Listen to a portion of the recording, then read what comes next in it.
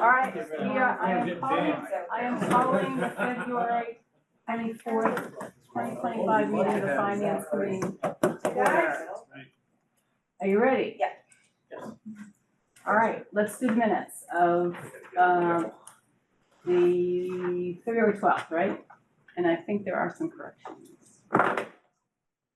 Do we have some corrections for If you want to start sharing again. the last meeting? I have to see it down there. And then we want to add. Were there no revisions to the No, there meetings? were, we changed a couple of numbers. Okay, so go ahead and, So I'm not looking at them, and Rebecca just, I have it, sorry. you got it. Under the retained earnings for the rink, the draft sent around said 404,000 is 104,000. Makai has already discussed it on the slide. That's all I have. is that it? Yes, thank you. Anybody have any other corrections, revisions to the minutes of February 12th? You spell my name right? Is there a motion, I will double check now. is there a motion to approve? So moved. Second, all right, all in favor say aye. Aye. Any opposed? Any abstentions? All right, all in favor say aye. Raise your hand. 1, 2, 3, 4, 5, 6, 7, 8, 9, 10, 11, 12, 13, 14 yeses. Any opposed? 0 abstentions. 1, 2 abstentions.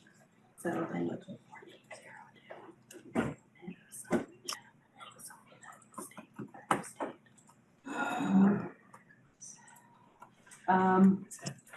All right, budgets, let's just go right into budgets. Carolyn, Let me get this up. I don't know what's happening. Can you, Tara or Makaya, pull up the HR budget? yes. And then we'll pull up the recuts. I just sent you an email with it too, if you don't, or it's on the SharePoint, nothing's changed.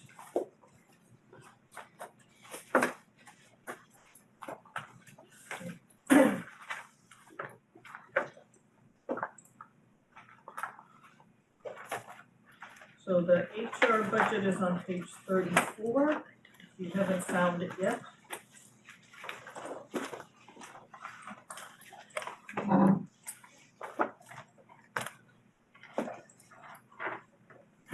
And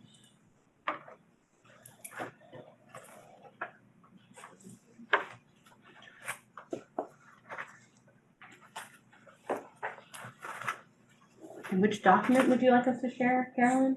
start with HR budget. That I might not have sent you, that I was assuming you were gonna be able to pull up from any budgets we look at, sorry.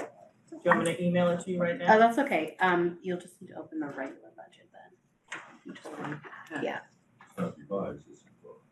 It's in there, okay, it's here. there's no revisions. You scroll all the way down.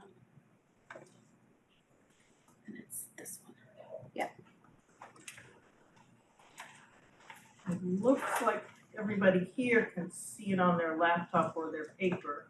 So as you can see, there's no changes in the expenses at all. The only changes are in longevity, which are fixed changes, and in salaries. So if we go down to the salary page,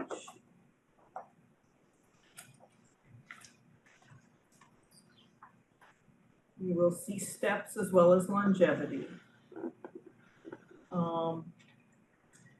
Page 34. Thank you. And for the most part, there really aren't any changes. The one difference, which is in here, which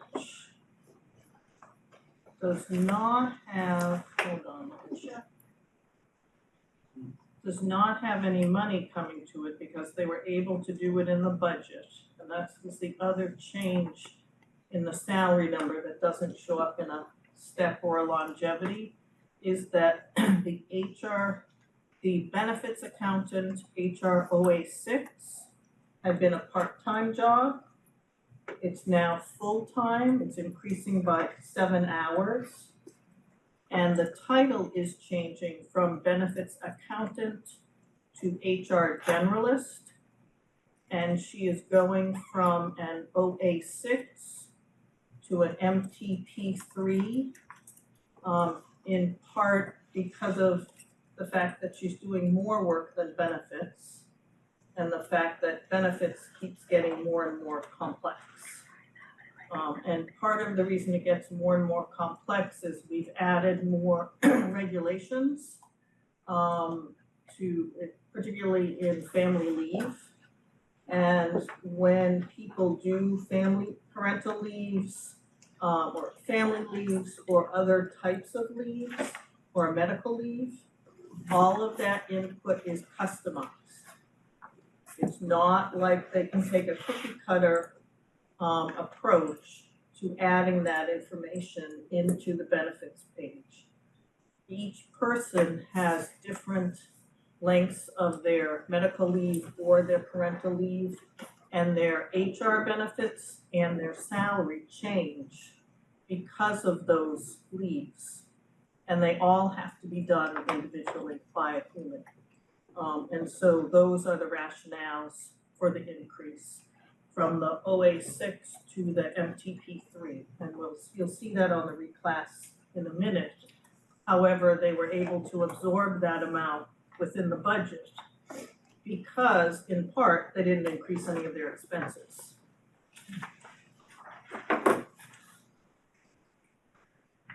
Any questions on this budget? Go ahead. So, Just, because I'm not sure we've asked this in the past, so I'm just curious. And if you don't have the answer, it's okay, because I didn't ask you ahead of time. No, it's Do good. we have specifics on the training and professional development? I mean, Yes. I know that it's, like you said, everything changes, it's all legal based, blah, blah, blah, but it's a lot of money for employees, so I'm just curious. So it's actually not just for the foreign employees. Okay, This also includes the police. And when they go from one level to a different level, particularly if they go from general officer, not officer, the general patrol people to officer, there's a number of testing that they have to go through, and that is in this budget. It's not in the police budget. And I know that from previous years, but I haven't heard that change. So, I mean, I can check with her tomorrow. She was on vacation, she was back today, but she's available for me tomorrow, she said. So that's the reason that number is so high. Okay. The other numbers are, she just finished a certification, but that was on this year's budget. That takes, it's a high level certification for HR people. And it's to a couple conferences that they go to. And then the type of training that she did this year. One of her staff members, particularly the one that's going to full-time, may go to a training. so Carolyn, you're making a motion that that we approve the HR budget at in the amount of 434037. Yes. Is there a second? Okay. Any other questions? Charlie? So, did the salaries change in the plan here for the So, generalist, the benefits generalist, or whatever? yeah, so here it's called benefits accountant because the title will change with the reclass at town meeting. And she goes she's gonna go from an OFNU to an MTP. Right, I'm saying on this sheet here, do those numbers based on step, et cetera, change? Yes, so, is the change not, is the change only the 2,100? Yeah. Oh. Interesting. Because it's down as she started already as a full-time. So they incorporated it into the budget last year, in FY '25, and it's transitioning over. because it's showing here as a, FET1. And she wasn't an FET1, in FY 25. And that's interesting, if you look at the pay for FY 25, it's only 44,835. So that looks like about 7 hours difference. So it's just under 10,000 difference. Go ahead. Oh, sorry. Charlie, you finished, Charlie? I'm not sure I understand, but. So it's, the person is listed here as an OFNU, Yeah, and I'm gathering that where it says base and the base pay in 26 yeah. is for the OFNU 6, In theory, it should be, 58,703. yes. So if we change to an MTP3, does the salary change? Not according to what she gave me, and this is her staff person. She's going from an OA6 to an MTP3. Look at the salary for MTP3. Alan, you have- Well, I guess the question is, in the reclass, is there a number greater than 0 for that position in the reclassification? Right, the question becomes, is that within the MTP? I guess it's the same as MC? If there's no increase in the reclass for this position, then this is the final number. Right, this should be the final number, but But if you look at the reclass, is it 0? Is 0, in other words, in the reclass, there's a lot of positions that are 0 increase, which means it's already baked into the budget. right, it's already baked in, but he has a good question, which is why isn't there an increase? There's an ATP. Let's see if there's an ATP. Isn't the increase, MTP3, so the salary is 40. Wait, what's the minimum and the max? What did you say you were minimum and max? 5607. To, those are never in the budgets though until after the reclass gets loaded. We always. well, if, in theory, if she moved her up during the year, Her grade went up. In last year's book, she was a grade 5. It was Yeah. step 6 and 7, and now she's a grade 6. So yeah, but the she's grade going to changed from last year. accept, let me go back to that page.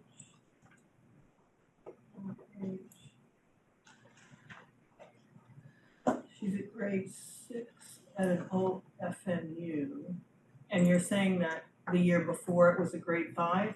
Right, the year before it was a 0.8 at a grade 5, step 6 to 7. Okay. And so during the year, she moved her to a grade 6. Step 6. And that brought her between 50 and 67, and the MTP3 is within that amount. So they didn't, even if they changed the grade, the title, she drops down to a 3, which puts her within the budget that they have for the MTPs. And so that's why they don't have to show it. I don't think they ever show it in the budgets that we vote, because we don't know that town meeting will approve the reclassification. Right, no, it doesn't, yeah, that's true. But if they can absorb the amount inside their current budget, Karen, the HR director, won't add that number into the reclass because that number is additional to what that department's budget is. Does that make sense? Okay. Charlie, you accept? Well, my only observation is that the pay plan for fiscal year 2026, MTP3, Yeah, grade 3, is that what she's gonna be at? yes, Is 56,078. And the base here is 58,703. that's a good, that's a good point. So,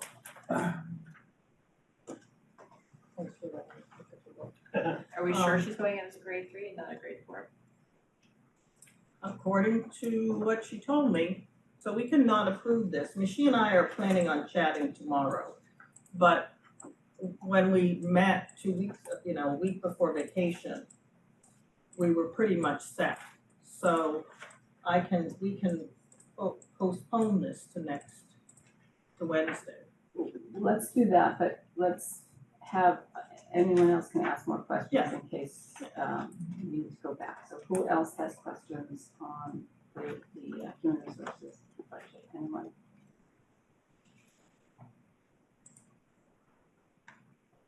All right, well, let's table this until Wednesday, if you can get that position explained better, Yeah. clarified, and then we'll take it up for a vote on Wednesday. Want to do reclass now? Now we can do reclass. Okay, I did put on the SharePoint a few days ago the reclass form that will appear in the warrant article with lots of explanation under each job. But what I'd rather us look at is the Excel spreadsheet, which I posted. And Micaiah or Tara, if you can pull that up, that would be great. So this is there it is, okay. And if somebody doesn't have a computer, I have 2 copies, and you can't see that, which I'm not surprised at. I have 2 copies. I don't know where are they? Hold on. Do you, David and, do you guys want one? I could use one if you have one. Uh-oh. You can look on with me. I will look on the third. No, I'll defer to Oh. Ellen. never mind us over here. Got one. You got one to look at? Okay. In that case, there you go. And actually, I have a computer to look at. Tell me,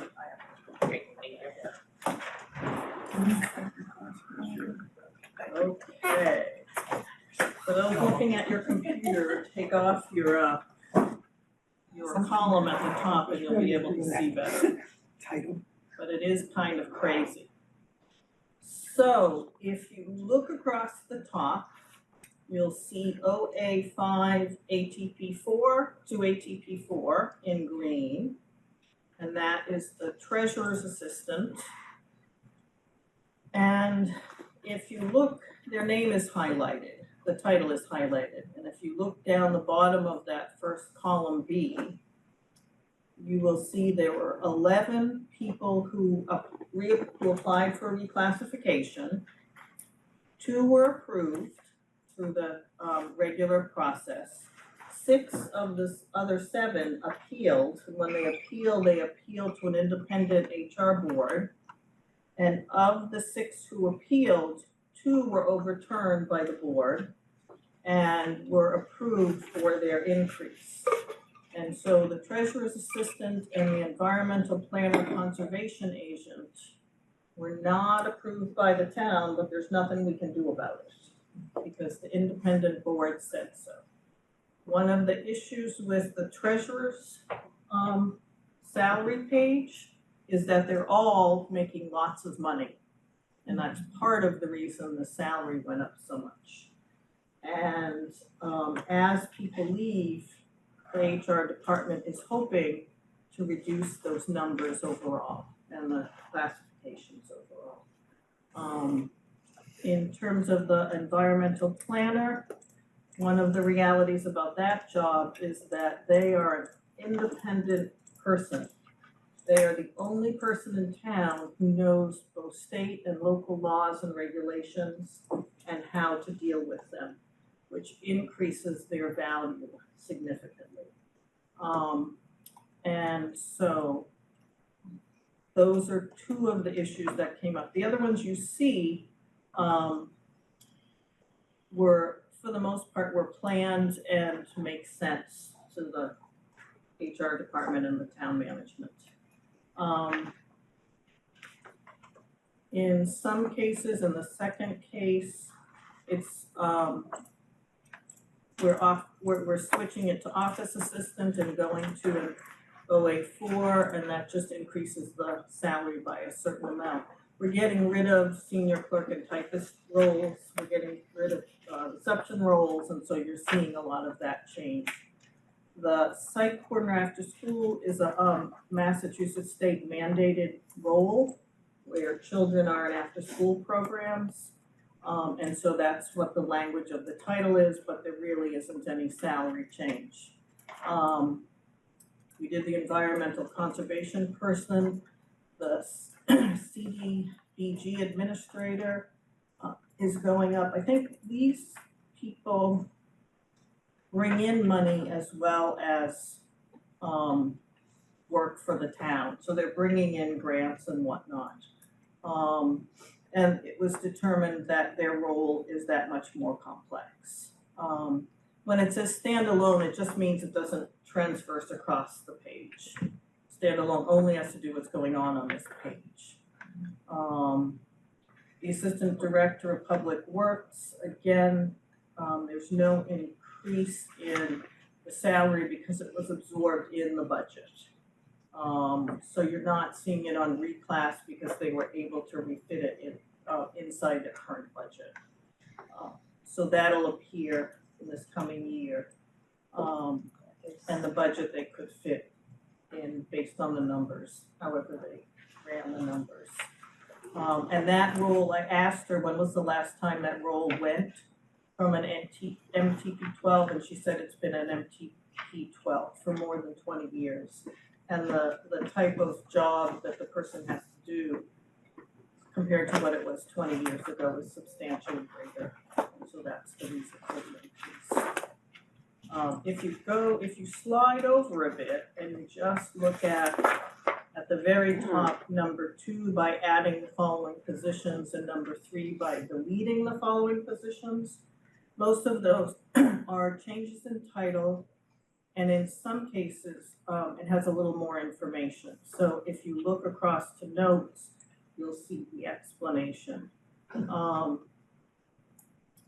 And so actually, where it says there are 2 people in this, that's incorrect. Let me just take that out. There are 2 people in the Council on Aging role, not in the assessor's office. I'm going to change that to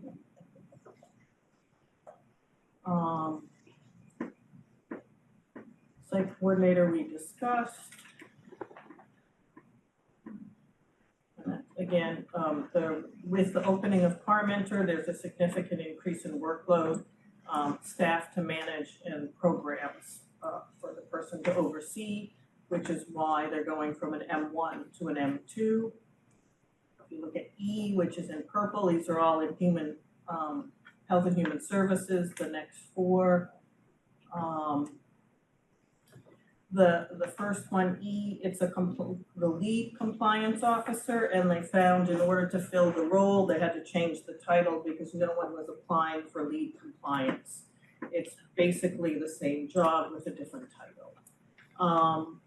Community resource coordinator, again, it's a title change, it better reflects the role, and they're collaborating with the police department, and they still have a homeless focus, but they have a broader focus as well, which is why the change in the title. The billing manager is again changing the title, which improves the chance of staffing the role. And then the office assistants, again, we're getting rid of the title receptionist, and this is the one that has the 2 people. One's a full-time and one is a 0.69.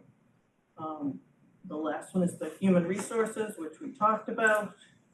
And the other 2 are standalone. The school sustainability coordinator, that person is now How did this end up? We ended up with a little bit of a mess here. Okay, there's a couple things going on here, because these three are standalone. That's not the Department of Public Works, sorry. That job was absorbed by the school department, and so it's no longer appearing in this budget. The last one, K in orange, the equipment operator, we no longer own a crane. So anytime we rent a crane, it'll come with a person to drive the crane who's certified. So we don't need that role anymore. And if you jump back to 2J in yellow, where it says assistant head circulation libraries, the reason for this job is there's a much greater workload, particularly with the Minuteman Consortium. And so that's reclassifications. Do you have a number that you are moving? The total will be 11,766. And you can see that in column C at the bottom. Do I have a second? So I All right, questions. Jennifer? A couple questions. One is, so the assistant director of public works is currently vacant. Do you know if that were reclassification came when the previous occupant was there and was sort of requesting that, or made sense, or is it made sense for recruitment purposes? That's a good question. I will ask her tomorrow, but my sense is that it's for recruitment purposes. Right, because it doesn't change the money though. Right. No, it That's shouldn't. sort of prestige. Is it anything else changed? Not to my knowledge. Okay, so there's no extra benefits or anything at that level, but Yes, not to Okay. my knowledge. Oh, wait, is this the one, hold on, where it is a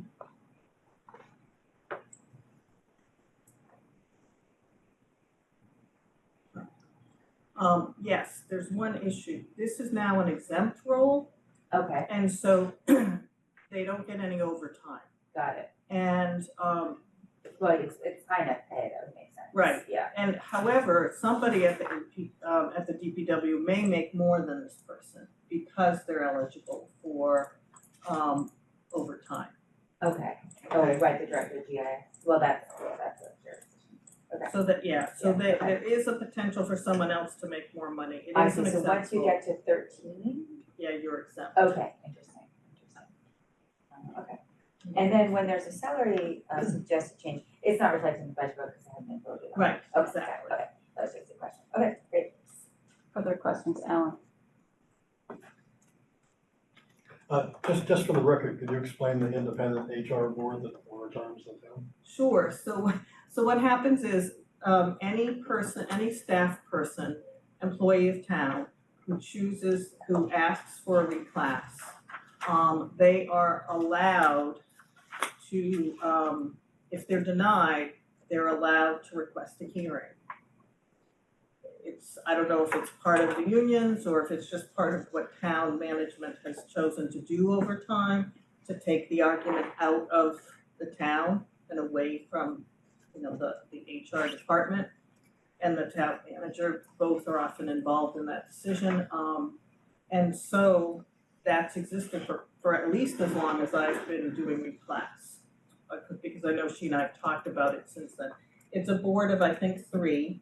They are all HR professionals. If I remember correctly, they're not all town HR professionals. It is a mix, but I can get more details on that because I forget. And they review the materials just like the HR group did here, the HR director did here, and then they make a decision. But are they like under the state jurisdiction or are they paid consultants or what? It is a set group. I don't know if it's under the state, but Karen doesn't get to go out and find 3 people to use. There's a little more oversight than that, but again, I So can the ask employee her. goes to the state and says, I would like a review, and the Right. state, Says, Yes, here's review. here's your here's who you're going to, but let me write that on the cell to ask. I have the page pulled up, if you'd like me to read that. Sure. But it says, Powers and duties of Human Resources Board.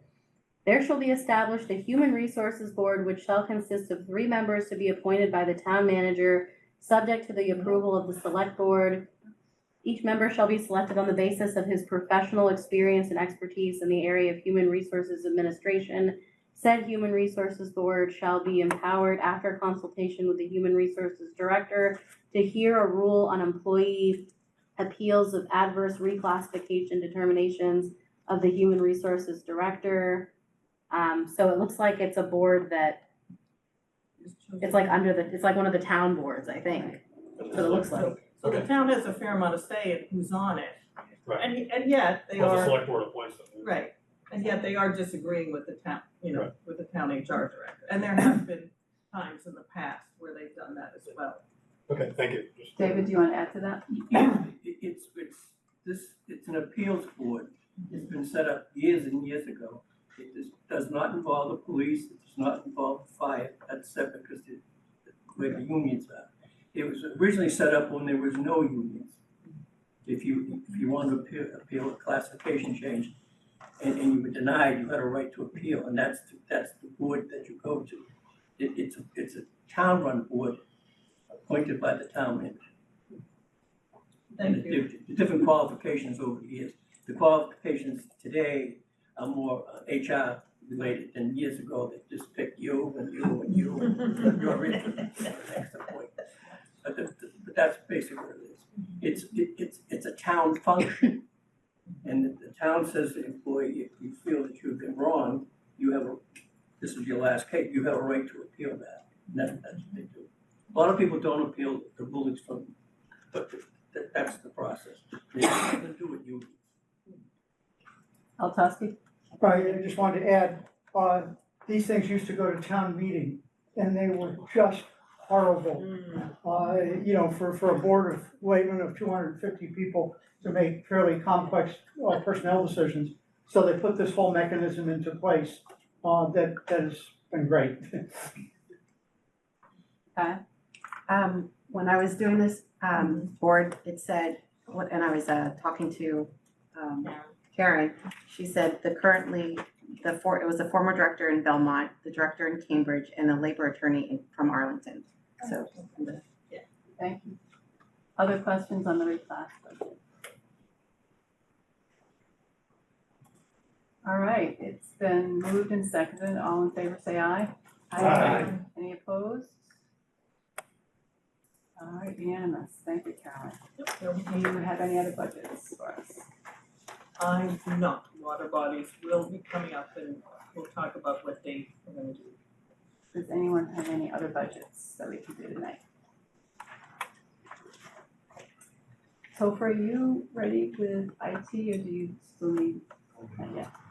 We still have the select board's budget, but I think we'll do Facilities that. on Wednesday. Is that, Facilities we can bring Wednesday. okay. All right, so no other budgets. All right, Alan, do you wanna go through the warrant? Michelle? Okay, the warrant has about 78 articles, 25 selectmen, 20 zoning. Zoning are going to be horrible. And 29 FinCom articles, and we have 4 resolutions. I went through each article. Now the articles, one of these articles you sort of, gee, that's interesting, you might want to hear it, but they really have no significant impact on town finances. And that's really going to be the decision that we go by on that. So I went through each one, and on page 4, there's home rule legislation to amend the senior citizen property exemption put in by the Board of Assessors. And I was thinking, gee, it's to establish a means-tested senior citizen property tax exemption. Are the assessors coming in for any other? I've asked Dana to come in a week from Wednesday. Okay. So on this. I wanted to go into this legislation to see exactly how it is, so I guess I would suggest that you ask him to talk to this article. Yep. It doesn't have a number yet, but it's the home rule petition to amend senior citizen property tax exemption. Yeah, I've already asked him, he's already, In the draft, it's Article 15. In the draft warrant, it's Article 15. Ah, okay. Is that the first one you want for us to cover? So I don't know if if we should report on it, but I'd like to hear a little bit more about it. I believe this, he was here last year on this and they withdrew it. People remember that. So they're coming back at it again. It'll be somewhat. I think they familiar to us. withdrew it, if I remember They did, correctly. yeah. Okay. And then on the next page, acceptance of legislation, commonly referred to as the HERO Act, authorizing an increase in the amount of exemption to veterans granted under, this was by the Veterans Service Director and the manager. And I guess since the manager's coming in anyway, I would suggest we ask him about this and what the potential cost would be. Probably not a lot, but I think we should ask.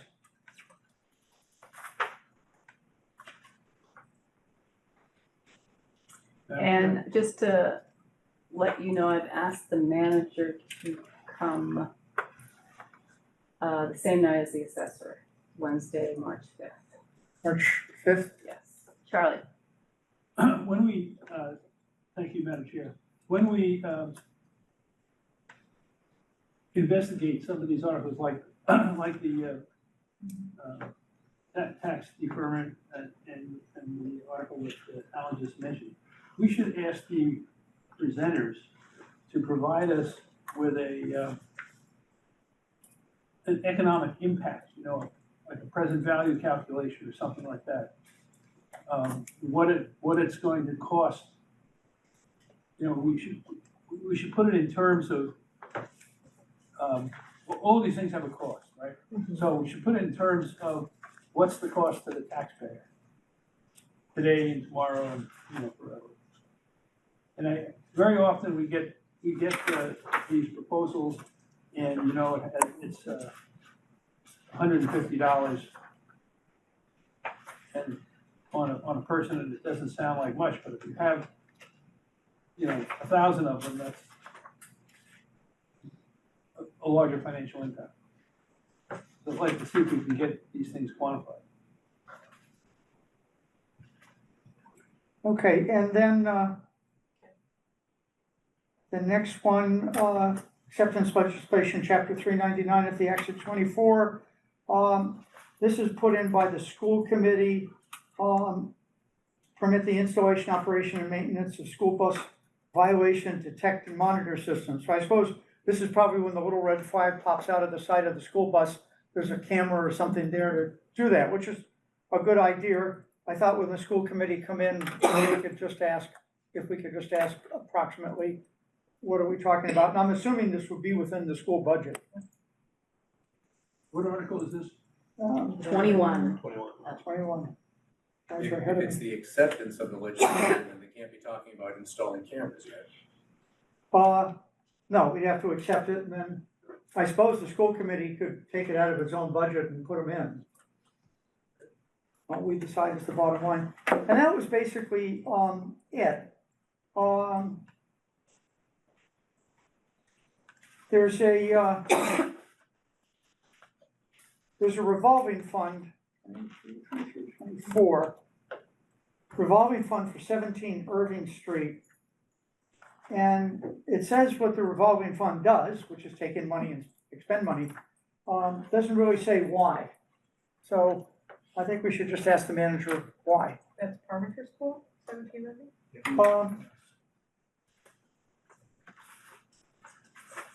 Funny, there's another article referring to a 17 something, I thought they were the same, but they're not.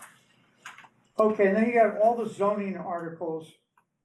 So that'll be where the excitement goes in town meeting. Hopefully the town meeting will be so exhausted by the time they get to us that we won't have a problem there. And that's the only, all the rest of the articles are finance articles. The only thing left at the end is we have 4 resolutions. resolution for the development of Fox Branch Library by the library director is affirming a commitment to investigate opportunities, so to redevelop the Fox Library. Then they have banning broker fees, banning home equity theft, and zero waste, right? It doesn't really say much about what we could do. I'm sure the selectmen will have fun dealing with these. I'm not sure I see any reason for us to get involved, except as individuals. Alan, what about the identification of historic railroad tracks? I'm sorry? The identification of historic railroad tracks. Oh, It's right above the master plan. It's looking for an appropriation of money. well, I think that's in the,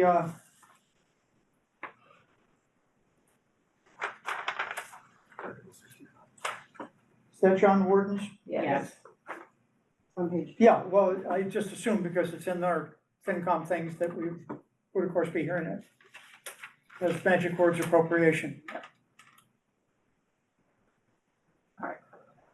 For those of you who have looked at the warrant, do you have any other articles that you want to discuss about potentially wading in on Charlie until? So I have a question for Alan. When you were going through the zoning articles, was there any that jumped out at you as having a financial impact on the town?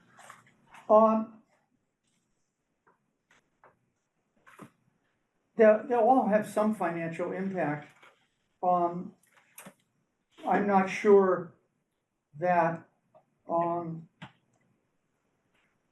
know, if you're making the area more dense and you're putting in more buildings, that'll produce more revenue. But of course, then what's the expense of doing that? So, I don't have enough information under each of these to make an evaluation.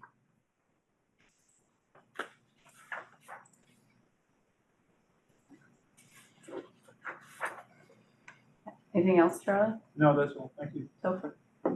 Yeah, I was just wondering about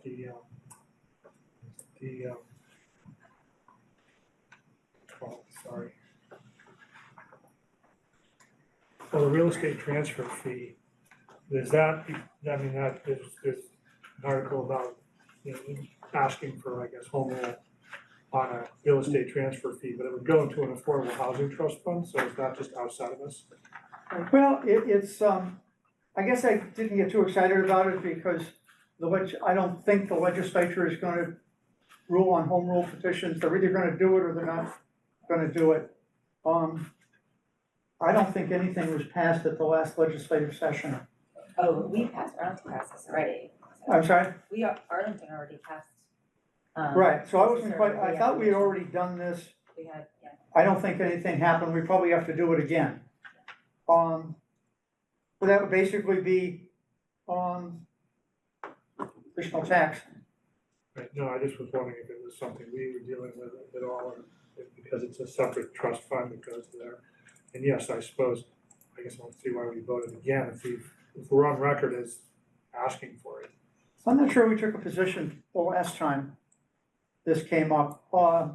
You know, it's a set amount of money coming in from from certain people that'll go into a trust fund, so it doesn't really climb through the general fund budget, so. Dean? On that concept, if I remember, on the concept we were discussing, if I remember it correctly, I think historically the finance committee position has been, if there is existing revenue sources and there is a warrant article to siphon an existing revenue source into a trust fund or any type of fund, finance committee opposes it because that is a quick slippery slope into lunacy of just siphoning stuff out of the general fund. However, I think I said this when it came up the last time. In situations where a new revenue source would be linked that doesn't exist in the town, is linked to a trust fund that doesn't exist, it falls outside the scope of that philosophy. Because we're not taking the existing revenue, we're taking new revenue. We'd be creating new revenue and specifically applying it. So it doesn't actually fall within the general guidelines of the committee. And my guess, this will probably have to go to a ballot question, but depending how the final legislation. No, select board. I think select board, that's what, last time, Jennifer, what do you think? sorry. Last time they made it clear it would be a select board vote, not a ballot initiative. If the state ever gave a town permission, which is obviously really up in the air, and not certain, but it would then be a select board vote and then the discussion.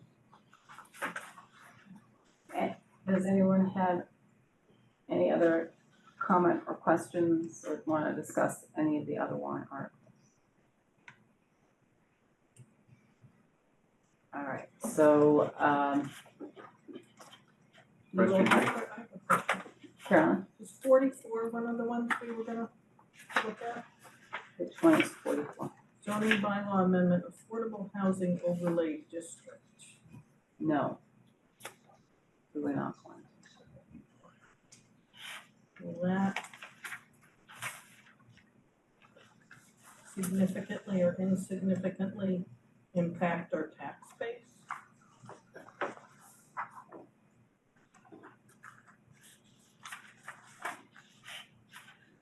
I don't know. Alan, So there are actually two of them. The Lexington Appropriations Board just published a big study on the financial impact of their MBTA communities and how, you know, denser housing and presuming, made a lot of assumptions and whatever. And it's a lot of stuff, but I think it's a really good model for trying to figure out what the financial impact is of denser housing. I don't know if anyone else has. I heard of it. Yes, look at It was that. done by, there wasn't outside consultants. No, it was done by the Appropriations Board, which is the Finance Committee. And I don't know whether we wanna try to undertake anything like that. I mean, if you haven't seen it, I can send you a copy. yeah, maybe you can send a copy to everyone. Okay, I'll do that. I think he came down to like 5,000 or 6,000 per house a year or something like that. I forget what it was. Yeah, it was a substantial impact, and their MBTA communities was huge, it would like double the size, the population of the town. It would also take, they assumed a lot of the industrial, like Hartwell Avenue areas would turn into housing, so it's not what we would have. It's not computed. But the model of how they did the assessment may be instructive. We may be able to answer, at least estimate some of the questions, like what the financial impact would be of denser housing.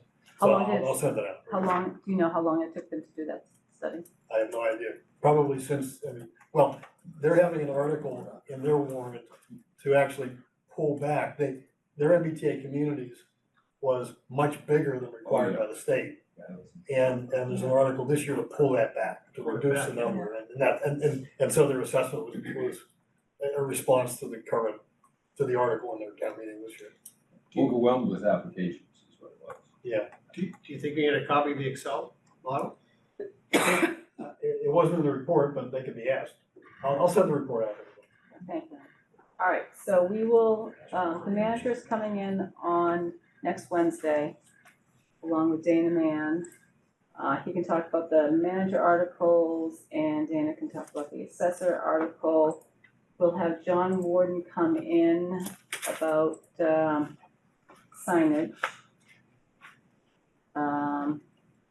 That same day? No, do you know? He hasn't responded yet. We'll have to fit him in at some point. And I think that does it for the warrant. Thank you, Alan. Can we do some boards and committee budgets? So let's see. I guess we could do everyone who hasn't, because they didn't respond, so, let's see. Arlington Commission on Arts and Culture, they're not looking for an increase, but I believe they are coming in. March 3rd. March 3rd, okay, so we'll wait on them. Commission on Disability, it sounds like there was some, Hold on, okay. Conservation, okay, Envision let's Arlington. start on page 189. In the budget book. Thank you.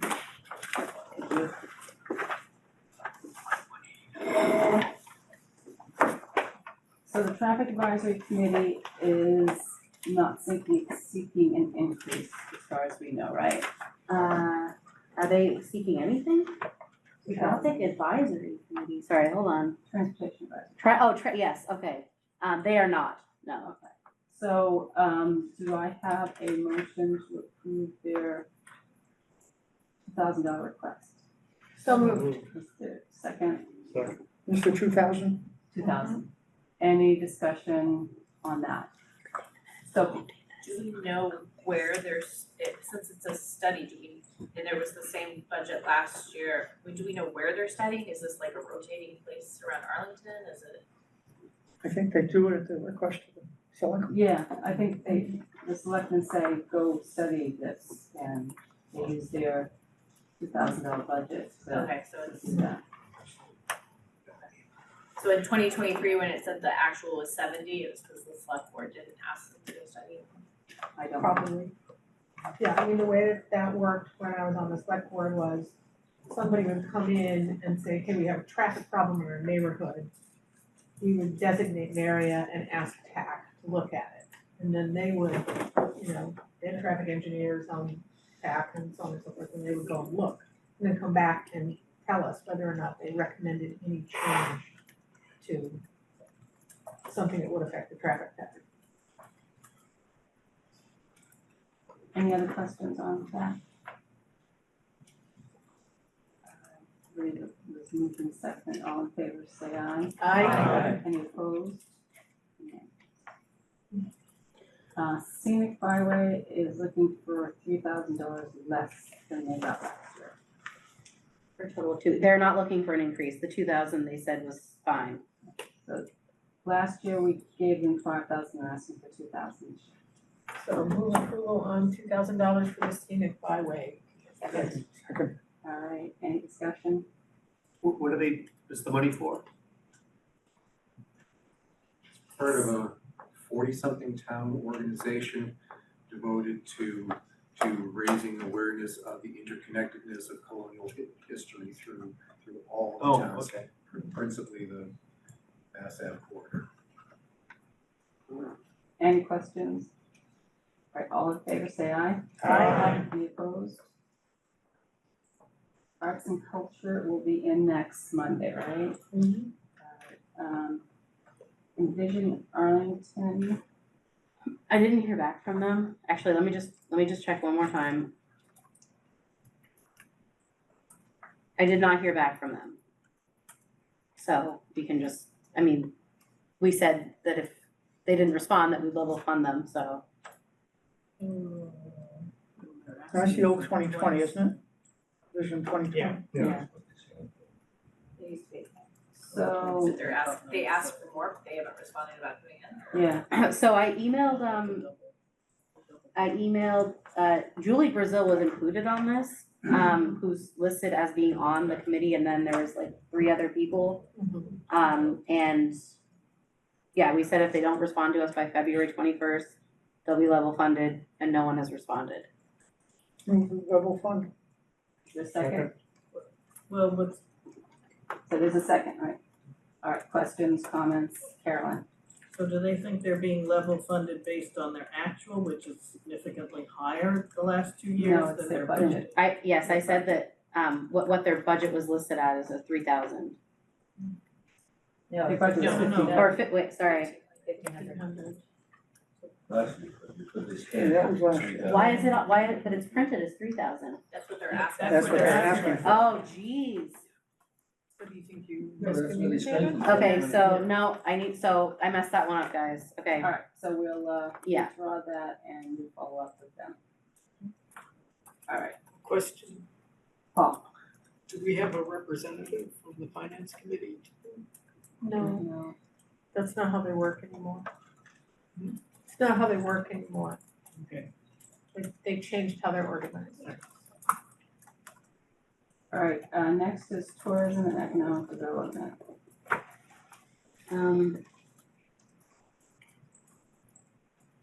So move approval. Hold on, sorry, just 1 second, let me just get up to them, okay? Okay. They did not request an increase, so I have them as $4,275. So I'll move approval on a $4,275 budget for the Tourism and Economic Development Committee. Second. All right, any discussion? Question. Chuck? Do we know how this relates to the Economic Development Coordinator in the DPD This is a Planning Department? Go ahead, Ann.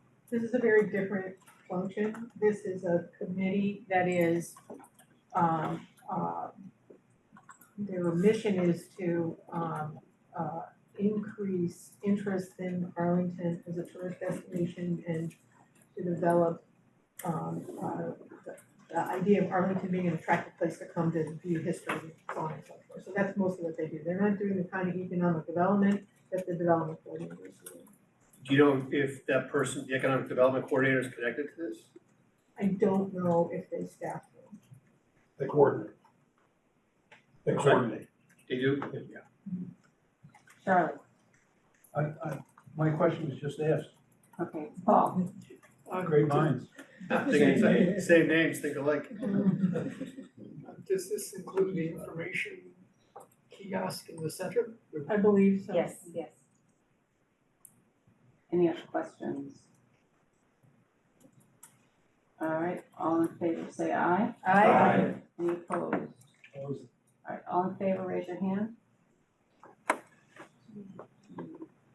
Dean, are you up or down? Down. 1, 2, 3, 4, 5, 6, 7, 8, 9, 10, 11, 12, 13, 14, 15. Yes. All those opposed? 2. Any abstentions? Okay, 15 to 0. That budget is approved. Next is Zero Waste Arlington. They never responded. But they're asking for level funding. Yeah. So move approval on a $3,000 budget for the Zero Waste Arlington Committee. Second. Any other questions? Sophie and then Charlotte. This is, I saw this on, working on the disability committee. I'm noticing their actuals are lower. Is it true that when actuals are lower on these, they carry the extra for 2 years? That's what I'm understanding. In which case, I'm curious to, if we keep giving them 3,000, but they're not actually spending, they're building sort of a reserve there. And across the board, I mean, do we understand what happens when they continuously don't spend it? Well, the controller will probably let it pile up so big. I mean, I can say that for disability right now, I think they're at 45,000. So this is just starting to pay attention here. I'm not sure that all of the budgets work that way. They work In that fact, way she for said vision. something to me about they can carry it 2 years or something, so. Jennifer? I missed something about this, so this is related to the what's called the, proposal at the end, very end of town meeting. Whatever it's called, resolution. Yeah. Yes, thanks. So I know that they're planning on doing a more comprehensive plan. So they might then come back to town meeting, not this year, but later, after my money, so they might be thinking that would be the beginning of this funding plan. I mean, I know they have ideas to spend money. Topher? I'm just, why wouldn't, if there was an excess that was not used, why wouldn't it get turned back to the general fund? I think it does. I think we should get clarification on that. I'm pretty sure for Envision Arlington, that's the case. It gets turned back. We don't get to spend it in the next year if we haven't, that's the one committee I sat on for a while, so. Dean, controller. All right, so here's how this works. You have, on a government level, you have fund groups, okay? So you have government funds, fiduciary funds, and proprietary funds. That's the top level. Biggest government fund group is the general fund. Anything board, committee, commission that gets appropriated into the general fund, if it was established, the appropriation of the general fund wipes at the end of the year, okay? If your appropriation was not established under the general fund, or your funding source is not under the general fund, it can roll. And that's, I believe it was the Transportation Advisory Committee that we found several years ago, not appropriated under the general fund. It's essentially like a revolving fund, you could call it, right? So they can roll that money year over year. Similar, if I give you a more, like, example we can all, it's near and dear to our heart, the water bodies fund, like, it's a committee, but their committee operates with a fund. And so the money goes into the fund, because it's, I don't know what the technical term is, but it's outside the general fund and it keeps going. So really the question is, schools are another example, I give you that as another one, right? Schools have like a million of these little things that are set up, right? They don't get an appropriation from the town for them, but that money just goes into those accounts and lives there. So the thing to look at is the structure that the committee was, or the fund was organized under. And that dictates whether it exists for 1 year or for multiple years, if not spent. Okay, so the comptroller told me today articles can be spent over 2 years. She's right about that. That's a whole mechanical issue about encumbrances and stuff like that, And you yes. encumbered it in June and for a bill to be paid in August. Charlie? So, thank you, Madam Chair. Is this the committee that is cooperating with the students to have restaurants compost food or something like that? There's No, no, there's no committee. no, I believe that, that they were working with Charlotte Mellon Through their teacher. through their teacher. Oh, not, Not with the zero waste committee, but directly with Charlotte, who's an it employee. didn't have anything to do with Reese. Nope, correct. But isn't Charlotte Miller on it? Isn't she? She That's would something be to do with staffing this recycling? committee, I believe. Pardon? Yes, yeah, she's the recycling coordinator, I think, and I think she staffs this committee. But the students were not asking the recycling committee to help them with their problem. They were asking Charlotte, they were talking to Charlotte. It's a warrant article, wasn't It was a Yes, separate yes, warrant article. Anything else, Carol? No, that's it, thank you. Carolyn? Can we get a list from town manager, from someone, of all of these various committees and funds and working group funds to tell us which ones have revolving funds and which ones don't? And which ones are allowed encumbered status and which ones don't? So all the revolving funds are in a separate article. Okay, but I guess what she's saying is which ones of these roll? Which one Right. of them are Well- established in such a way that they hang on to their money and which ones are not? That's the controller of the policy. I don't think that's a So- policy No, question. but it's Maybe I not should based have, on- maybe I should have clarified more. Right. Okay, so, I don't know if anyone's ever thought about this, it's actually when I say it, you're gonna be like, oh yeah, that makes perfect sense. The finance committee articles are actually done individually by fund groups, right? The reason we don't just vote everything together is that when we do that, there's one appropriation in here that we call the town budget appropriation, right? It's actually the general fund appropriation.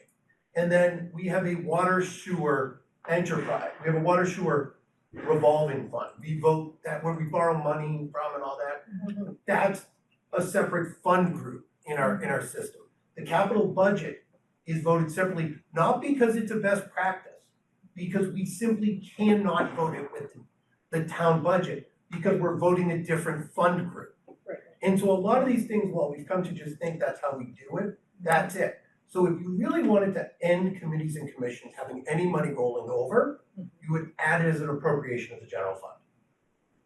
And once it falls under the general fund vote, it's gone at the end of the year.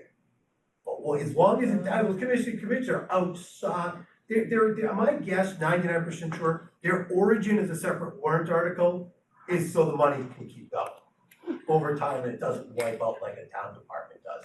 Because if they were in the town's general appropriation, they'd be gone like a town department budget. That's what you're getting to. And you can easily ask the comptroller for a list of all funds and all fund balances. Okay, that's what I'm interested in. Yeah. Is a list of all funds and all fund balances for these separate groups. Or at least for the ones where we see where they're not actually spending in their actuals, right? Right. Those are the ones that have it, because there are a few in here, if I look at historical with low actual, although I think they came in at are higher, but it was something that I learned today. If you want, we can ask these people to come in. What we have been doing is that the practice has been, if they haven't spent the money, we're not going to punish them for not spending it. But I think at some point, and there are some committees like arts, disability, just the amount of money being spent, even if they're asking for level funding, makes us want to know more. So would you like to know more from zero waste? So it's not just zero waste, and yes, I know Dean brings this up every year but what I'm interested in is what their balance is. Just, every year to get that number. I agree with you, and I agree with Dean does a better job of saying this, but we don't want to do whatever it is. We don't want the negative consequence, but it would be nice to know the balances. Charlie? Madam Chair, thank you. I think the balances are available in the comprehensive annual financial report.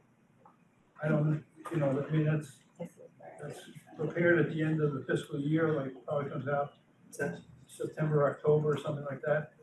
And I believe is that, I'm looking right now. I'm pretty sure This is that right. all those fund balances are in that report. I think it's by grouping. I don't know if they break out every single, I'm looking at it. I mean, if we want to report, the controller can just put out whatever we want. So I'm gonna ask her right now. Jean? I can send her an email right now. We can get it tomorrow. Fine, go ahead. All right. Are there any other questions on zero waste? Do you want to hold off on voting on zero waste? Is there a motion to approve zero waste at 3,000? Move motion. 3,000. All right, any other discussion? All right, all in favor of 3,000 for zero waste, raise your hand. It's unanimous.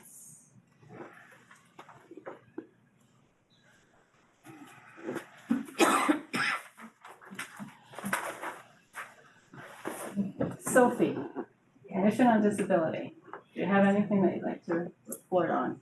I can give a report, I'm not sure I'm ready for a recommendation yet. What I'm working on is actually the fact that, and we talked about this last year, that they were down to 5 members, even though it's supposed to be a 9-member commission. They're now down to 4, which means they don't even have a quorum, they don't have a chair. The ADA coordinator is on leave. So, trying to figure out what to do with them.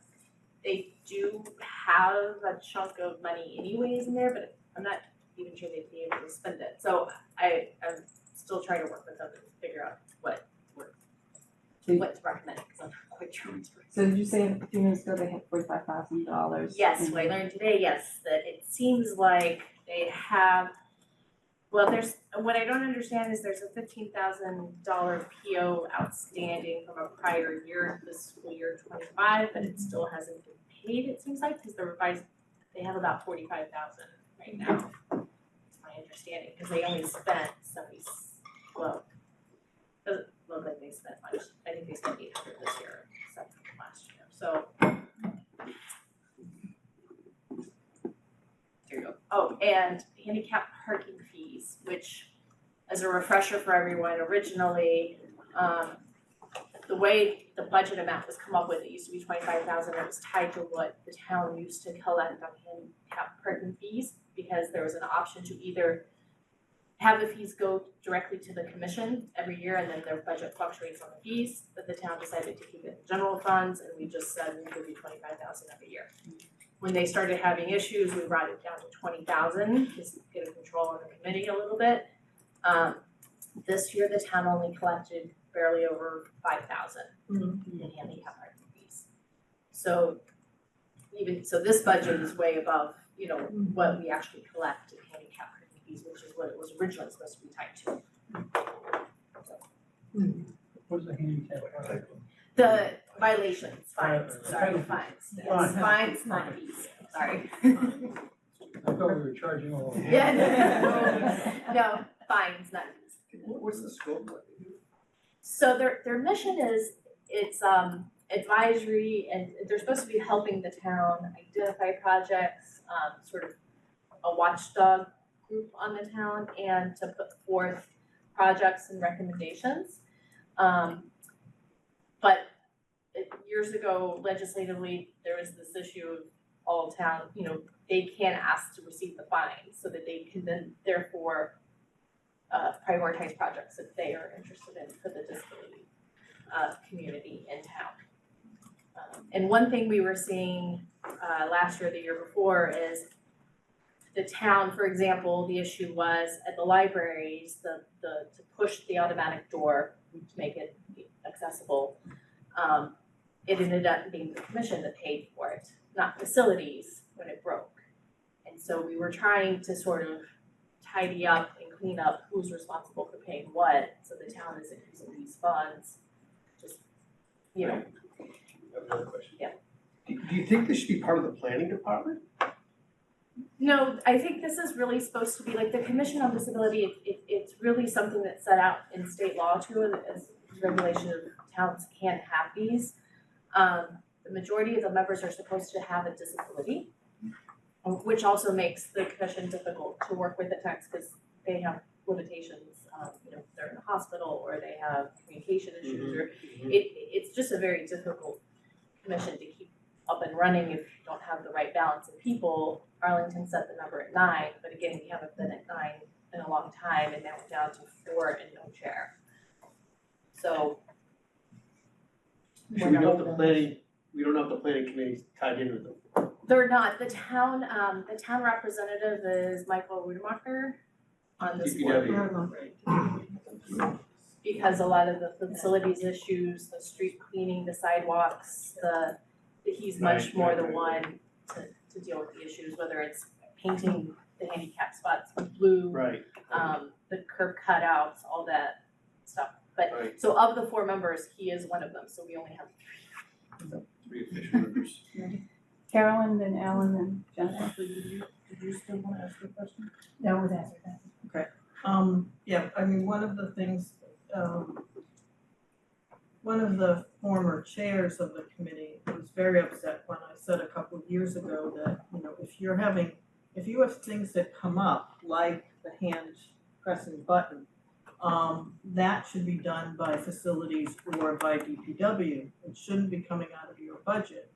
And she said, but they don't do it because they have a list and the priority is very low on their list. And my response was, well, then come to the finance committee so we can give them a hard time.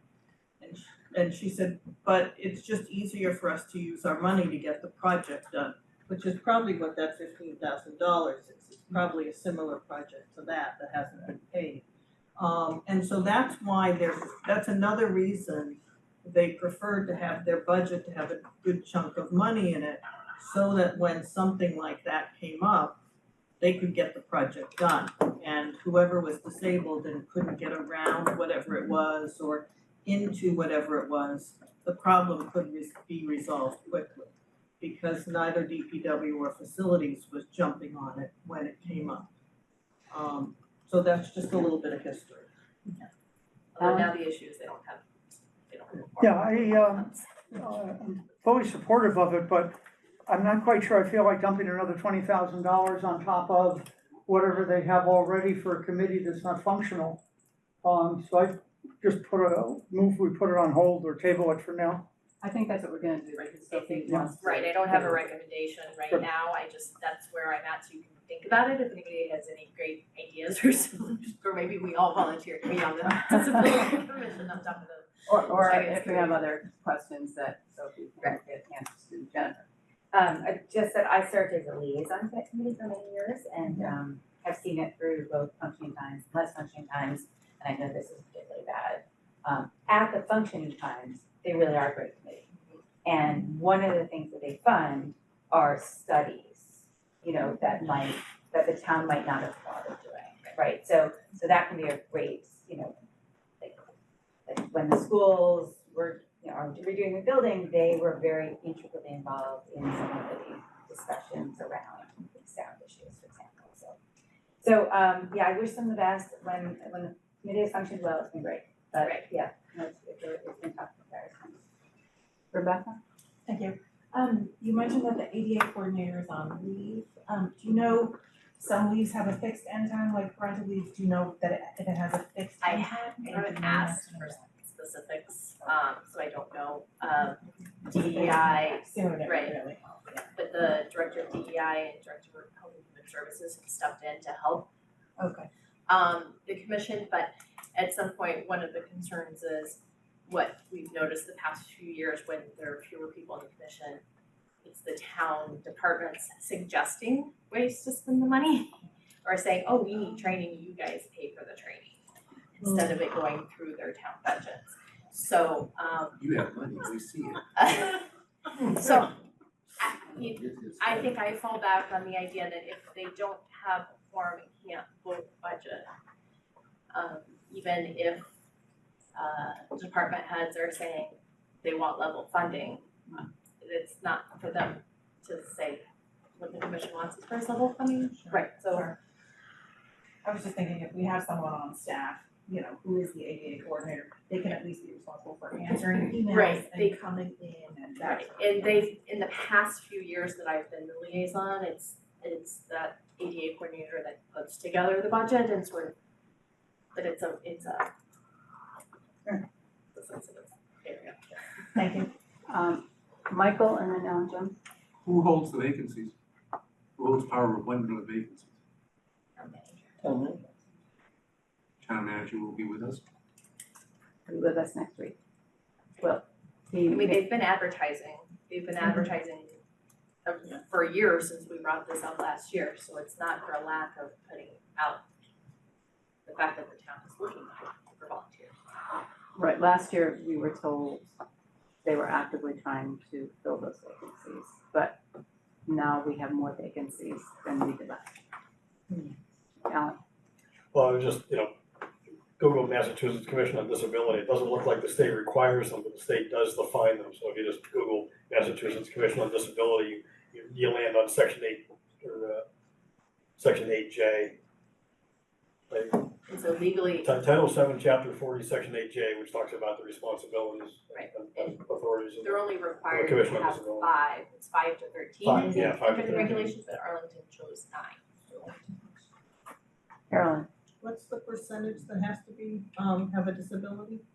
I think it says half It says a majority of members with have disability, one must be elected or appointed municipal official, and one member must be an immediate family member to a person with a disability. I'm just thinking, okay.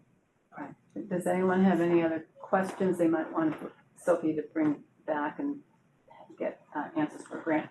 Just the math one, I guess, who decides on the 9?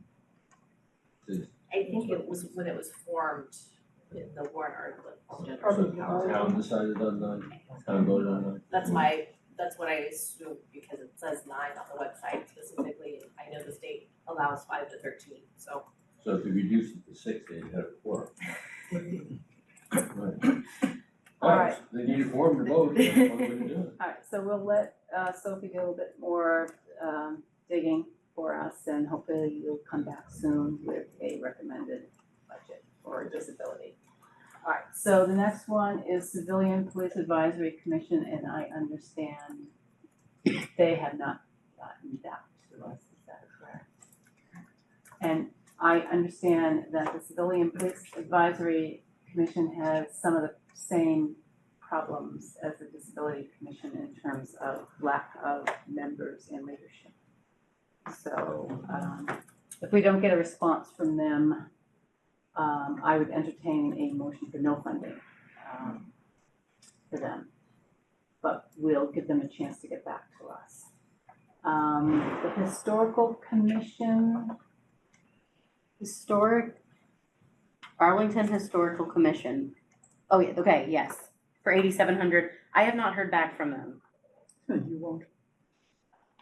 Which group is this? This is, Who's the one that we saw that first meeting? this is the first, this is the group, no, it's, so that's the Arlington, yeah, there's 2 and there's a lot of crossover. I believe this one has a town employee, a Vicky Rose. So yeah, I haven't heard back from them. And they're asking to be level funded. Yes. So, what would people like to do with this? Full travel fund? Second. All right, any discussion? Money is for taking minutes, posting notices, Sophie, your question? operations. Well, I think they go back to being really, they haven't actually spent anywhere near what we're budgeting, so I don't know why we're budgeting that much. I mean, curious back to the question earlier of how much are in their accounts.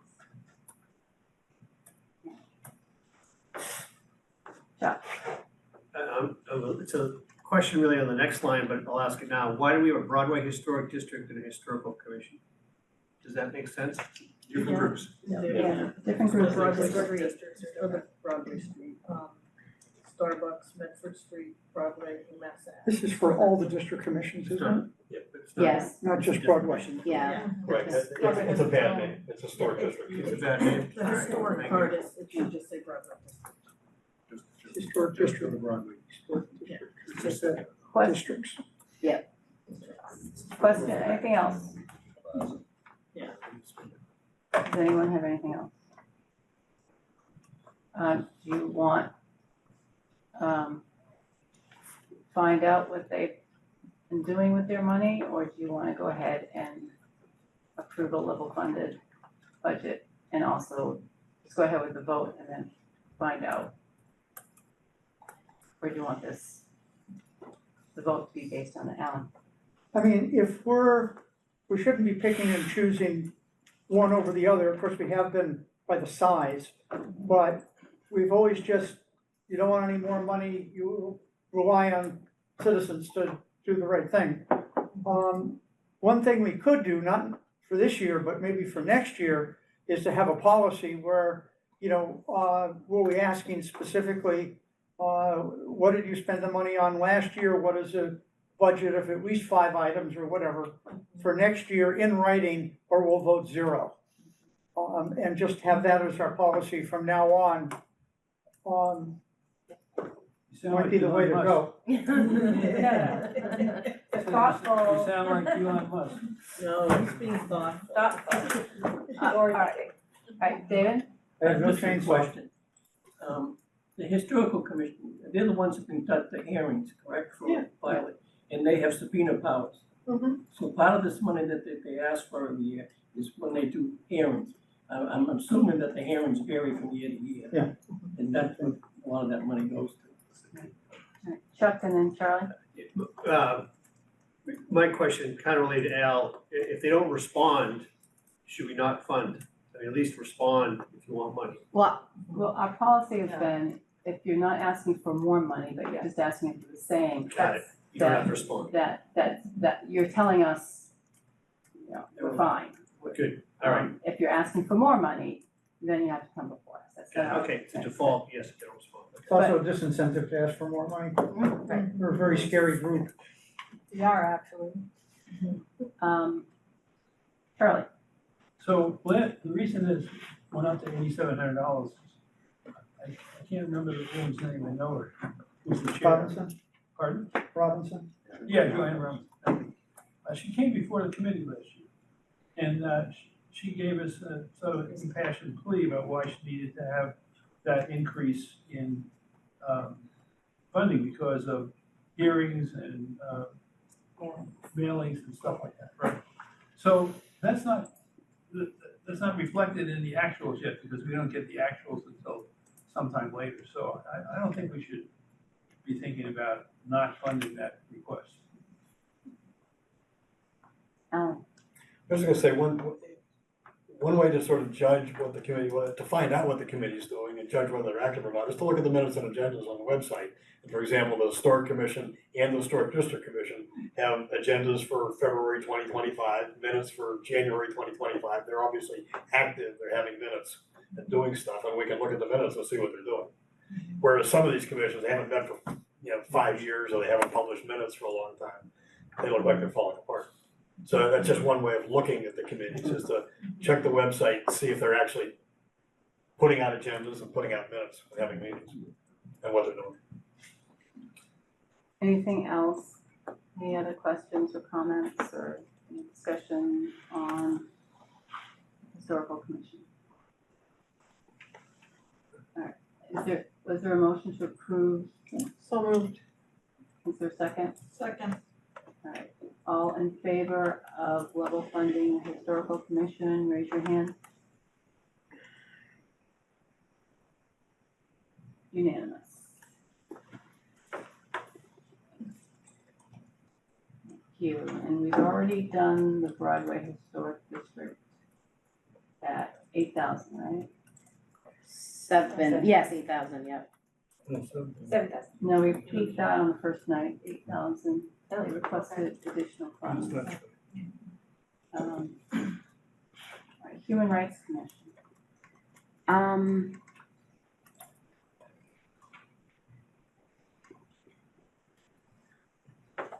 They are coming in on Monday, the 3rd.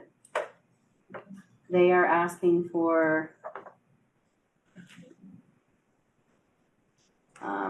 they're asking for 8,000 and their budget last year was 7,500, so yeah, they're coming in on Monday. This is the Human Rights Commission, yeah. Alright,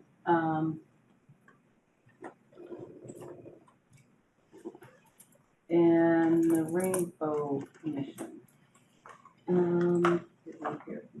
No. And I had them for 4,000. Right. Alright, alright, is there a motion to approve the Rainbow Commission? Move approval on the Rainbow Commission for $4,000. Second. Any discussion or questions? In this situation, they've actually spent more than their actuals. But we won't question that. All right, all in favor, say aye. Aye. Any opposed? And the last one is open space. Move approval on the Open Space Committee for $1,000. Second. Yeah, I haven't heard back either way, so. Any discussion on open space? I'm gonna recuse because my wife's a vice chair. Any other questions, comments, discussion on open space? All right, all in favor, raise your hand.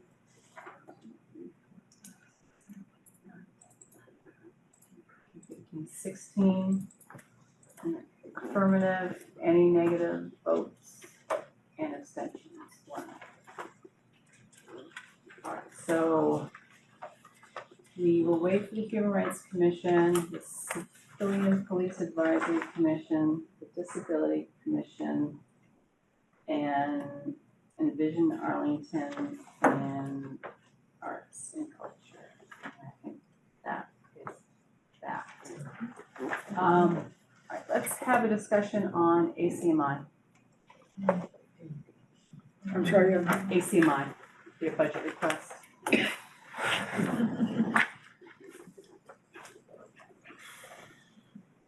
So, Paul. Did we hear back from them about the question of what would it cost to do just the minimum that required? No. You're working on that. Heard from them this afternoon.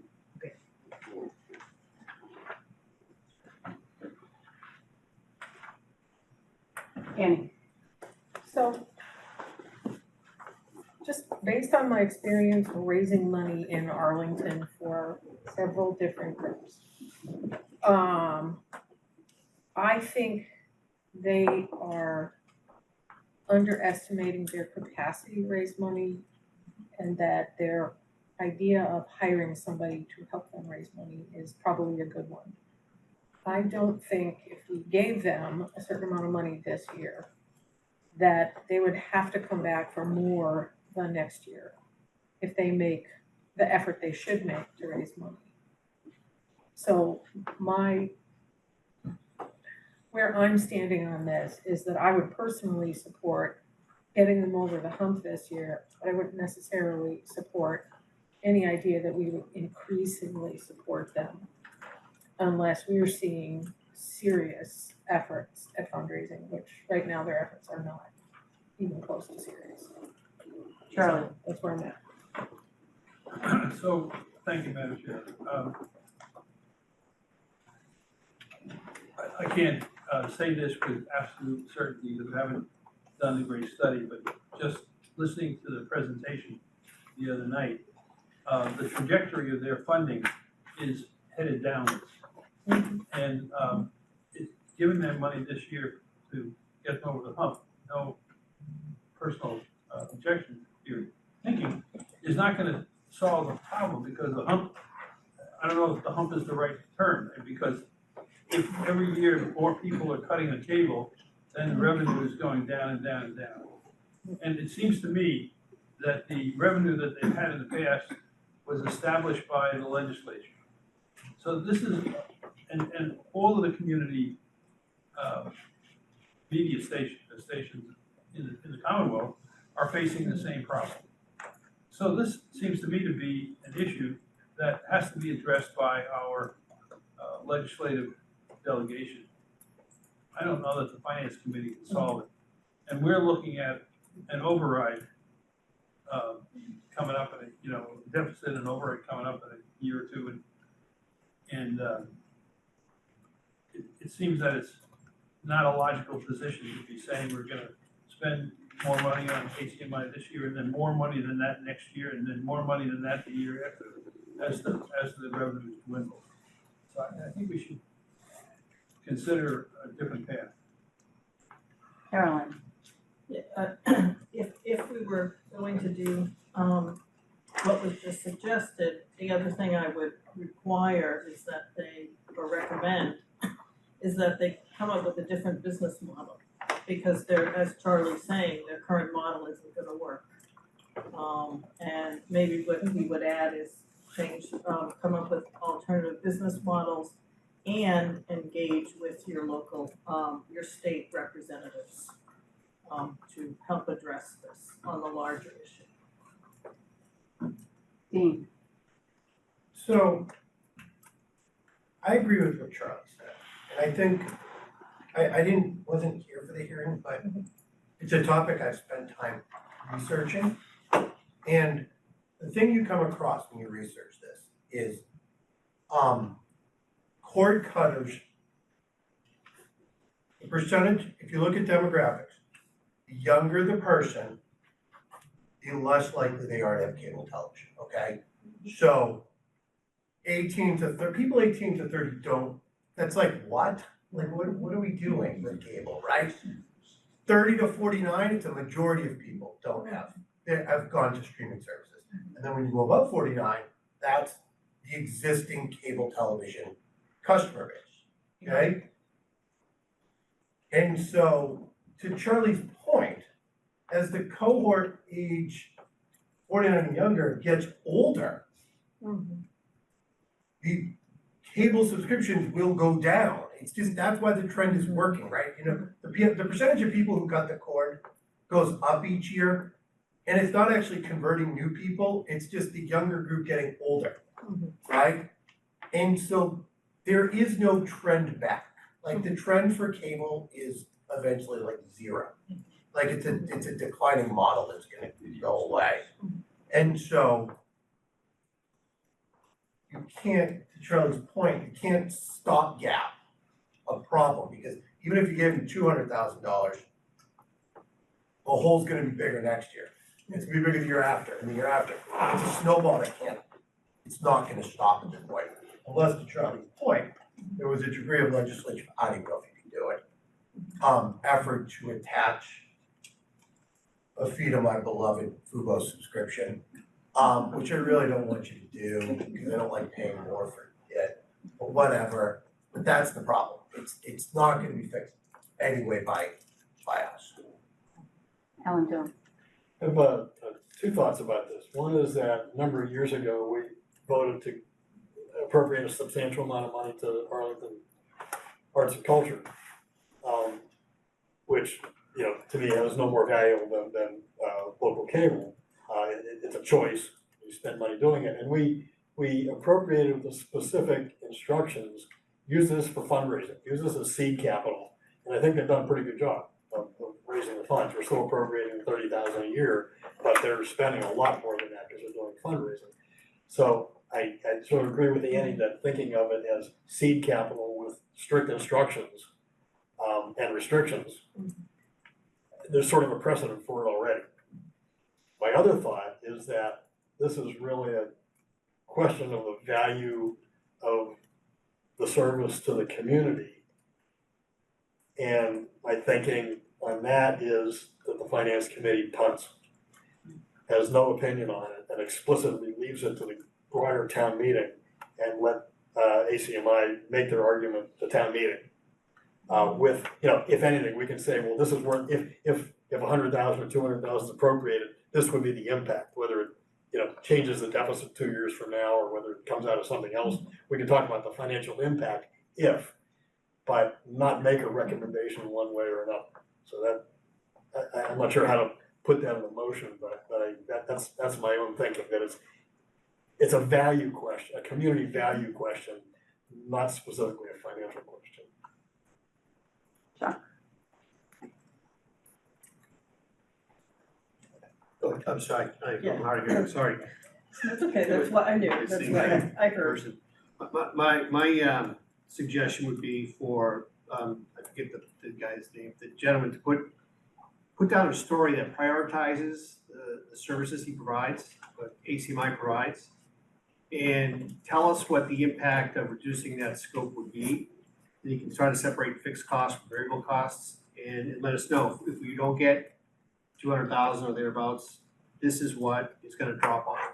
I think he said that. He did that. He did that when he was meeting with us. Wait, He presented us with a budget that showed what he would have to cut, in terms of people, in terms of people, yeah. but in terms of programming. Cause Well, cutting people he's is got cutting 300 hours of programming. So what would drop off in terms of programming, or what would he have to prioritize in terms of programming in order to, meet the budget, I think meet he the said funds that he has too. now? Yeah, he covered that. I think he said he wouldn't be able to cover us anymore, he would be able to cover town meeting, select board, and school committee. Did And- he distribute something on that? Yeah. He said it in Here. the conversation, but I don't know if he distributed something that It said would, it would be good to have that in writing, what we I think it is in some of the materials that he sent. completely missed it. Yeah. It wasn't quite that concrete. Well- I would agree with you that Yeah. that was the sentiment, but Yeah. it wasn't I mean, I think- quantified. I think sometimes it's difficult to be that concrete. It's a complicated process to go from people to program. Having done it, but people feel different. Yeah. Josh? I would just say that I think that our general process is looking at budgets that change year on year. And that's really kind of our focus. And we don't make a lot of value judgments on it's better to have ACMi, or it's better to have the commission doing this, or it's better to have a tennis court, or whatever. We don't really make those judgments, and I kind of think we should. I mean, I think that especially now, people are more and more dependent on the availability of video of every meeting you want to have. And, it's just, they provide a tremendous service. And I would look through the salaries of all the other departments compared to their salaries. They get a lot of value for what they pay. Because I know I've worked with a lot of those guys, and they've been there, many, many years. We're getting a lot for what they get paid. So I would just say that maybe they can raise their own money.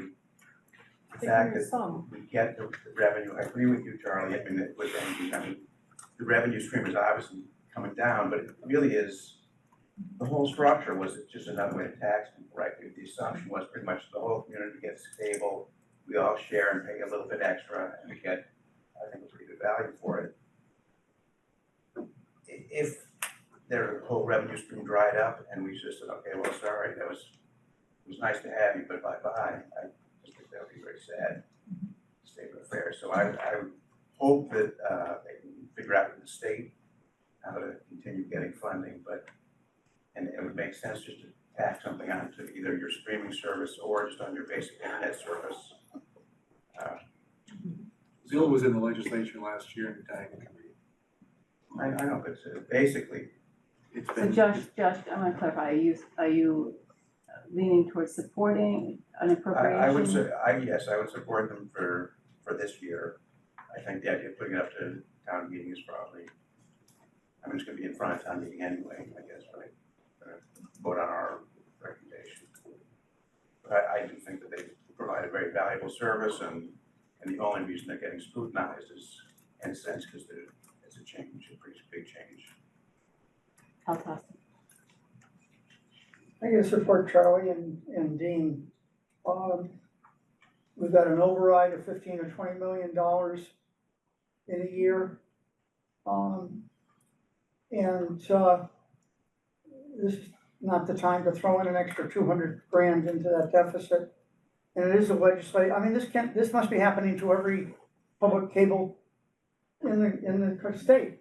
So I think we can't afford it, and I think the legislature should be solving this problem to the degree it can. And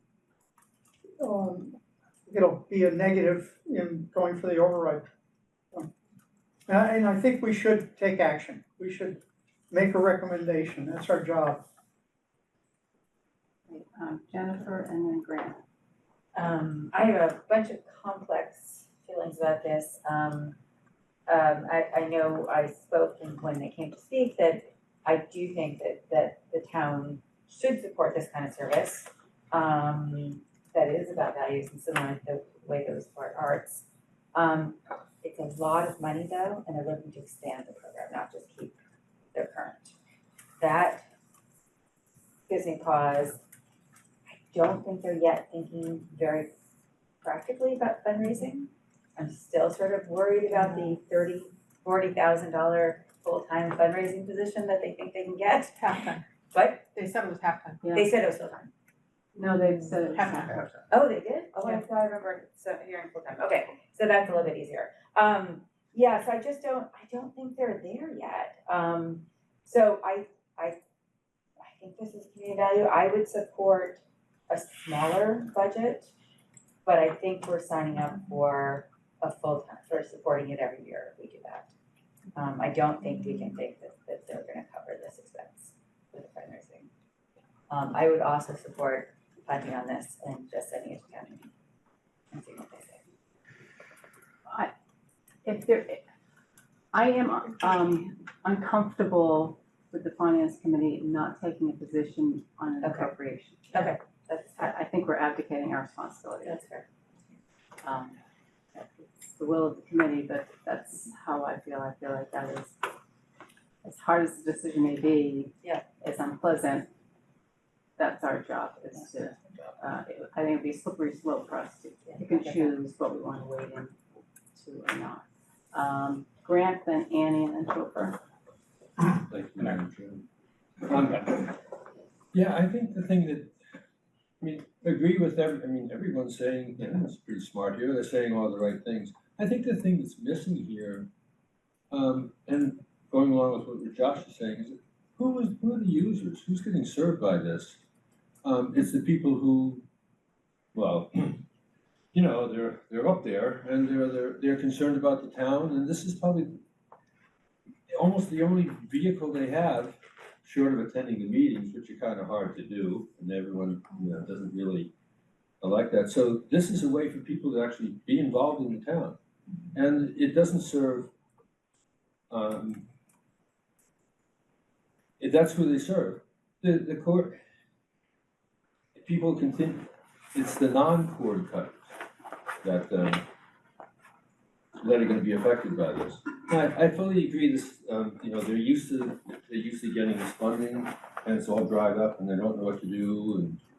And but we should. I would suggest, or I would support at least supporting them for one more year with another plan in place, because just cutting the cord on this doesn't seem like the right thing to do, especially with who it serves. But I agree it's not sustainable, but I would support it for this year. Thank you. So as much as I agree with Charlie and Dean and Al that we probably cannot sustain funding them forever, I think a one-year bridge with some help with their fundraising and their understanding that they have to go to our legislative delegation, you know, they could get an earmark from Senator Friedman, if I may be so bold, other organizations in town have. And so they have options short of legislation being passed to continue for a little while and see if they can change their business model and or get that legislation passed or whatever. If you ask me, what is my 5-year projection? I would say my 5-year projection is this is a 1-year hit, we're not gonna do it again. Because I don't think we can, for all the reasons stated. We're facing an override. With the best will in the world, we would end up cutting their funding next year anyways, because those are the choices that you make in order to get where you need to get to make an override acceptable to the town. So, I'm ready to make a motion, and then we'll just see where we're at. Are you ready for me to do that? Go ahead. So I would move approval on $100,000 of funding, on us supporting $100,000 of funding under this article. And no, need a motion. Excuse me, are you asking for 100,000 or 100,000, 100, not 200,000? not 200. Second. All right, Daryl, then Rebecca, and, well, first Topher, Daryl, Rebecca. Yeah, thank you. I just wondered, I mean, Michael, you were saying they were working on something for, I think, basically what it would take to fund the bare minimum. I'm just wondering if they're still working on answering our questions, then why are we voting on this? If we ask for some more information, they seem to be working on getting it. I think we might want to hear from them. Problem is they've never conceptualized their cost basis on fees for services. It's just. Just getting this handout. It's not here, But are It's they, not the, it's are not they, the way they've done business for 30 years. but are they working on it? It sounded like you said they were working on it. That's what I was told this afternoon. All right, so Topher, are you moving that we They table this? table it until we get more information. Is there a second to that? I'll second. All right, Daryl. So, you know, as several, Charlie and Dean and Al pointed out, this is sort of fundamentally different from, I think, any of the asks we've gotten in the time I've been on the finance committee. Their revenue situation, unless they do something drastic, and I didn't get a huge degree of confidence when they were here, that they really even knew how to go about doing something really different. And Michael, from what I'm hearing you say, that seems to sort of corroborate that. They sort of like been hit by a truck and don't know, kind of what to even do. And funding them for a year, while, I don't think we can cut them off, but we shouldn't be under any illusions that we're not gonna be in the same position next year. They're not gonna magically solve this, at least the way they're thinking now. If there's sort of more creative ways of how they can go about changing their revenue model, because that's fundamentally what this is. Their revenue model, as you guys pointed out, is disappearing. It's a slow death, but it's the way they're going about it, death is inevitable. I agree that I think this is an important service, but somebody somewhere has got to think about some really radical, different ways of how to go about giving themselves a solid revenue base. Maybe we, I don't think we can cut them off, so I think I'm probably going to support Annie's motion, but they will be back here next year asking for more, actually. So we somehow need to get across to them that they really, really need to think about fundamentally a different way of doing their business. Do you think they'll hear that message? Well, I intend to deliver it a little more directly. I was asking Daryl, do you think that they're capable of hearing that message? I don't know. I did not get the confidence from either. Yeah. either of them, that they have that mental model to be able to make that kind of change. I mean, I think they seem very proficient, and skilled at what they're doing, but as I say, I don't think they know what's hit them. Rebecca. Thank you. So they mentioned when they came here that they had approached the school department and that they said something like the school department was not interested. But what I'm reading in their report is that a fair amount of the things that are actually being watched, a fair amount of it is sort of school related. It's the string concert, it's the graduation, it's the sports. So there's a part of me that kind of wants to call the school department's bluff on this and suggest like, okay, if they don't have enough money and now they can't broadcast concerts and sports, or they have one camera, he mentioned, they might have one camera instead of 4 cameras, or they might be volunteers, they might not be able to train high school kids to use the camera. Then maybe the school department will rise to the occasion when they see that they're actually being cut. And I'm not opposed to them providing those services. I've watched my own kids do those things. My own kid learned how to use the camera. Like, I think it's a great service, but some of that really strikes me as school type of a service. And if the school department doesn't value it and it's okay that they cut it, then that's okay with me too. So I guess I'm inclined to support Annie's motion with this idea that maybe we feel responsible for sort of half, and if not this year, then maybe in the future, the school department thinks about if it's something that they value, that they might kick in as well. Promotion wasn't about the school doing promotion, just a flat amount. Just for just from us, right, but what I'm saying is, if the result of our not hitting them the ball is that they have to cut some things, then maybe the school department will see that, maybe they'll decide to kick in, and maybe not, but if we'll see it. Just playing devil's advocate, sure. If we fund 100,000 and the schools fund nothing, why would the schools think that that next year that will be on them? If the result of them getting 100,000 and not 200,000 is that some of these things aren't broadcast. It might not be the school. It might not be the schools, right, that will be ACMi. Yeah.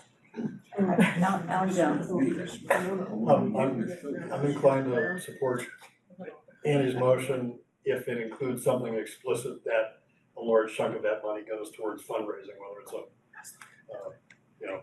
it's something, in other words, make it explicit, this is seed capital, we know this is an ongoing project, we're not gonna fund you forever, invest this in raising money. I think the problem is that, I think what they are at fault at is not seeing the gallows being built fast enough. But I think they're focused now, but I think we need to, my preference would be to buy them time, at least a year. With specific, I think it was very much what we did with ACAC, where we said, you need to raise your own money, but we're gonna buy you some time to get that in play. And I really think it was the same way. So I'm inclined to support if there's some wording in there to make sure that they invest in fundraising. That's the message that he's I would think we would put that in the note, wouldn't we? I don't know how we can find them, frankly. We can't find. I don't know how we can say, we'll fund you 100,000, and we want this money to go to this specific purpose and this money to go to that. No, but can we? What should we? Can we and should we? Okay, well, should be is a different thing, but it seems to me we can just say, you're not getting this next year. You're unlikely to get it next year, or something. I think we can, like pretty much what we said with ACAC, even though it's a town function, but I think we can make a very strong point that we're not gonna fund you forever, but we wanna buy you some time. That's, however you say that, I think we can do it, and I think we should. Josh. I have a question actually.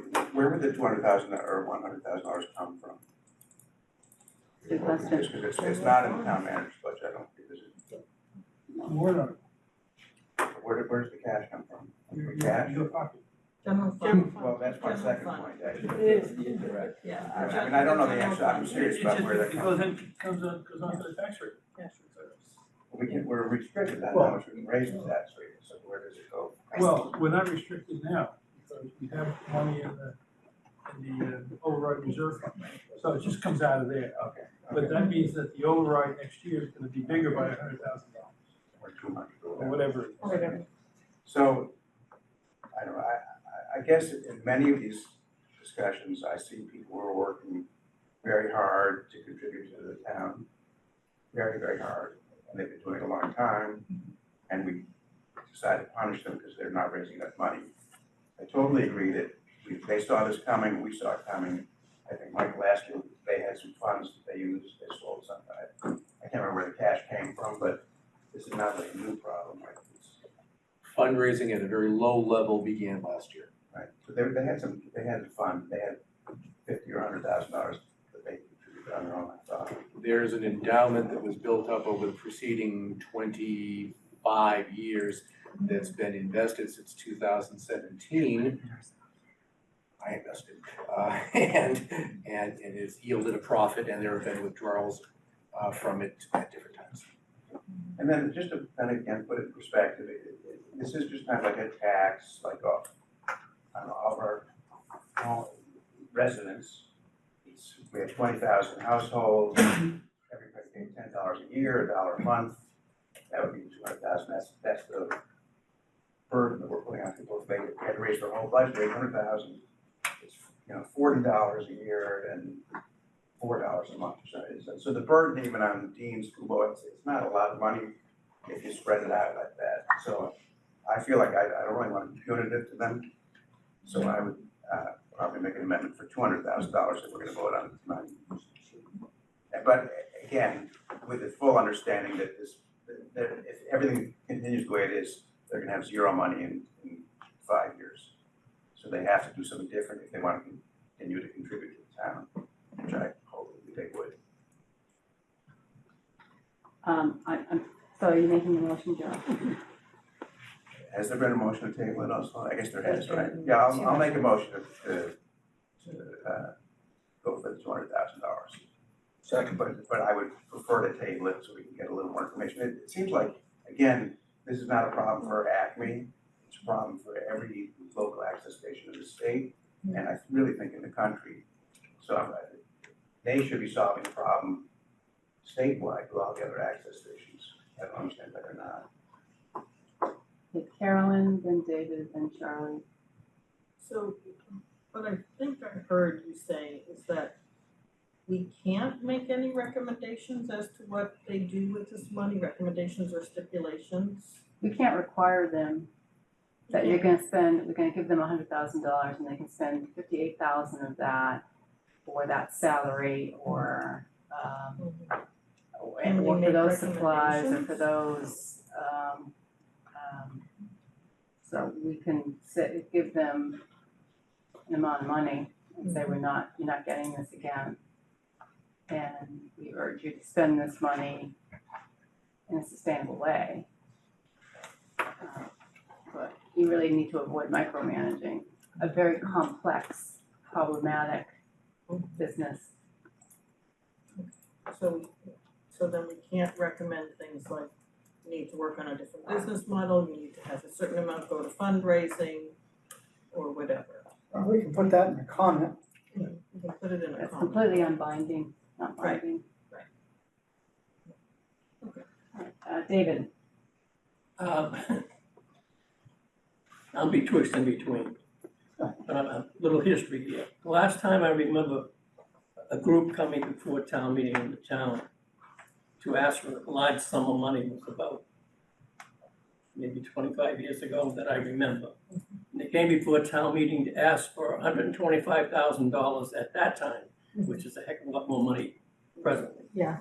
to do a feasibility study to take the town pumping station on Water Street and make it into a restaurant. Anybody remember that? No. Right? That's a great idea. Great idea, but it never happened. Never achieved what we.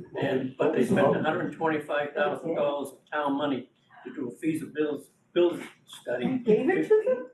Yes, Oh my God. so that sticks in my mind. My mind says, as much as I do watch cable, I sometimes watch sports, sometimes I watch the Selectmen. Since I got off the school committee, I took a vow never to watch it again.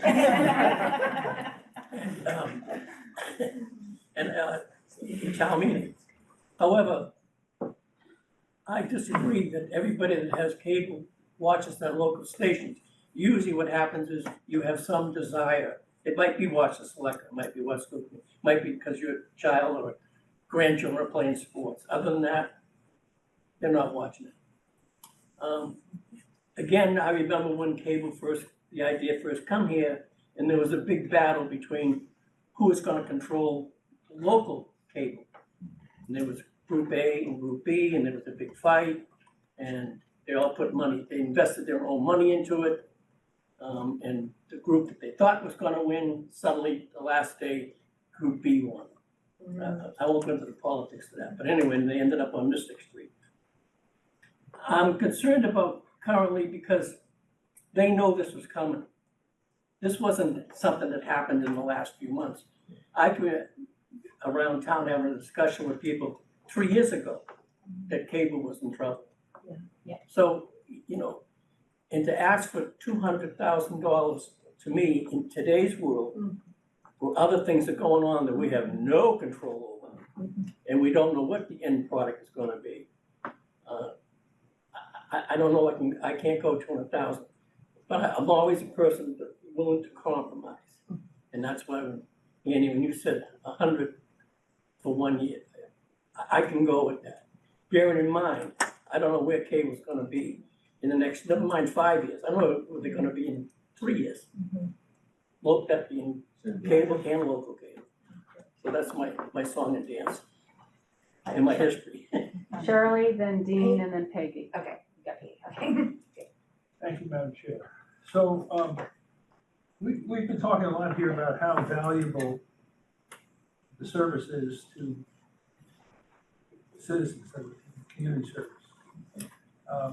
I think Josh made some really good comments that, you know, watching town meeting or board of selectmen, et cetera.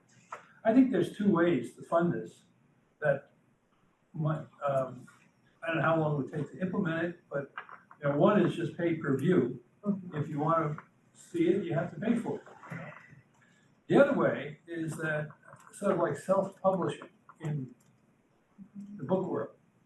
And if the finance committee really wants to have all its meetings on television to be available for people to look at it, put the money in our budget and go to town meeting and get it voted. And we pay for our costs of broadcasting. And if the select board wants to have their meeting public, if it has such value to the community, then that's a way to put it in the town budget and let the town meeting decide whether or not it's valuable. Let the board of selectmen decide first whether they think it's valuable. In other words, if the finance committee is not, I don't know how much it would cost, but let's say it would cost $20,000 to publish, you know, broadcast all the finance committee meetings. Are we willing to put $20,000 in our budget and just so people can watch these meetings? I think it's a good question. That's just my comment. Dean. So a few things. First, I have a problem with a value discussion because I think value in a government is determined by elected officials, right? And so like, here's where we're in an odd place, right? This act that's been pending in the legislature has 70 co-sponsors. So in a house of 200 people, you have 70 co-sponsors and they can't get it passed because it's in committee, which means the legislature doesn't want to tax the citizens for the service, right? And there's a reason behind it, by the way, because I don't know if when I was researching it, Massachusetts makes up like some of the we're the only people that have this community cable model, right? We make up a large percentage of the community cable stations and all that.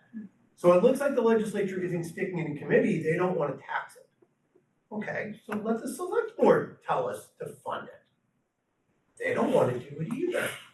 So it's like, we'll just give it to the finance committee, we'll have them figure it out, right? So that's kind of obnoxious all around. So in some ways, it's gonna sound really cruel. I would rather the cable channel fail than give them money.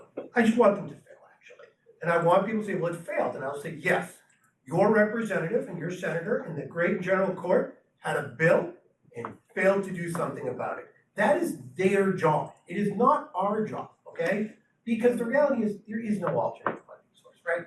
The arts is not an analogous example, right? Because we all go to arts. You go to Boston City, well, actually, you don't see it anymore. You used to go to like Symphony Hall and you get a program and all the sponsors are listed in it, right? The arts lose a ton of money. People donate wildly to it, right? Like, I miss another town meeting because the Huntington Theater tells me to show up and give them money at their gala, and I do mindlessly every year, right?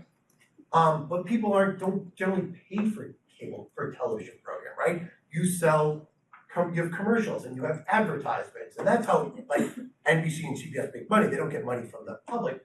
This is a program that has very low viewership, so they can't get that, right? So it's a funding model that doesn't really have a solution outside of the tax base that the legislature refuses to give to them, right? And so I don't actually think that ACMi is bad at fundraising. I actually think they're aware that there isn't a market to raise $1 million a year through fundraising. And they're putting on a brave front and they're putting on a brave face, but they know it's not the solution. And all we do when we give the money is we just come back here a year later because we bailed out the legislature. I mean, that's what we did. And I think the legislature would be pretty happy, like, hey, Town of Arlington, take on the whole nut, $1 million a year. Thanks, no problem for us. I don't like that. I actually think they should fail. And when they fail, we can tell people that there was a solution and the legislature failed to fund it. And if you want it, I have a number for your senator and your rep, 2 of them, call them and ask them why. Peggy.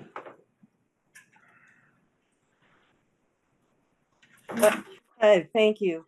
Thank you, Madam Chair. These are all wonderful conversations and I'm very torn. I especially am skeptical that they're going to be able to pull this off for all the reasons that you've already said.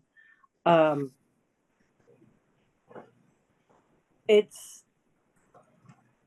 feels a little bit like if we give them 100,000, we're sort of kicking the can down the road. And I totally understand that we'll make it very clear that this is a one-time thing. They have to figure out a different funding mechanism while we give them this quote-unquote bridge loan.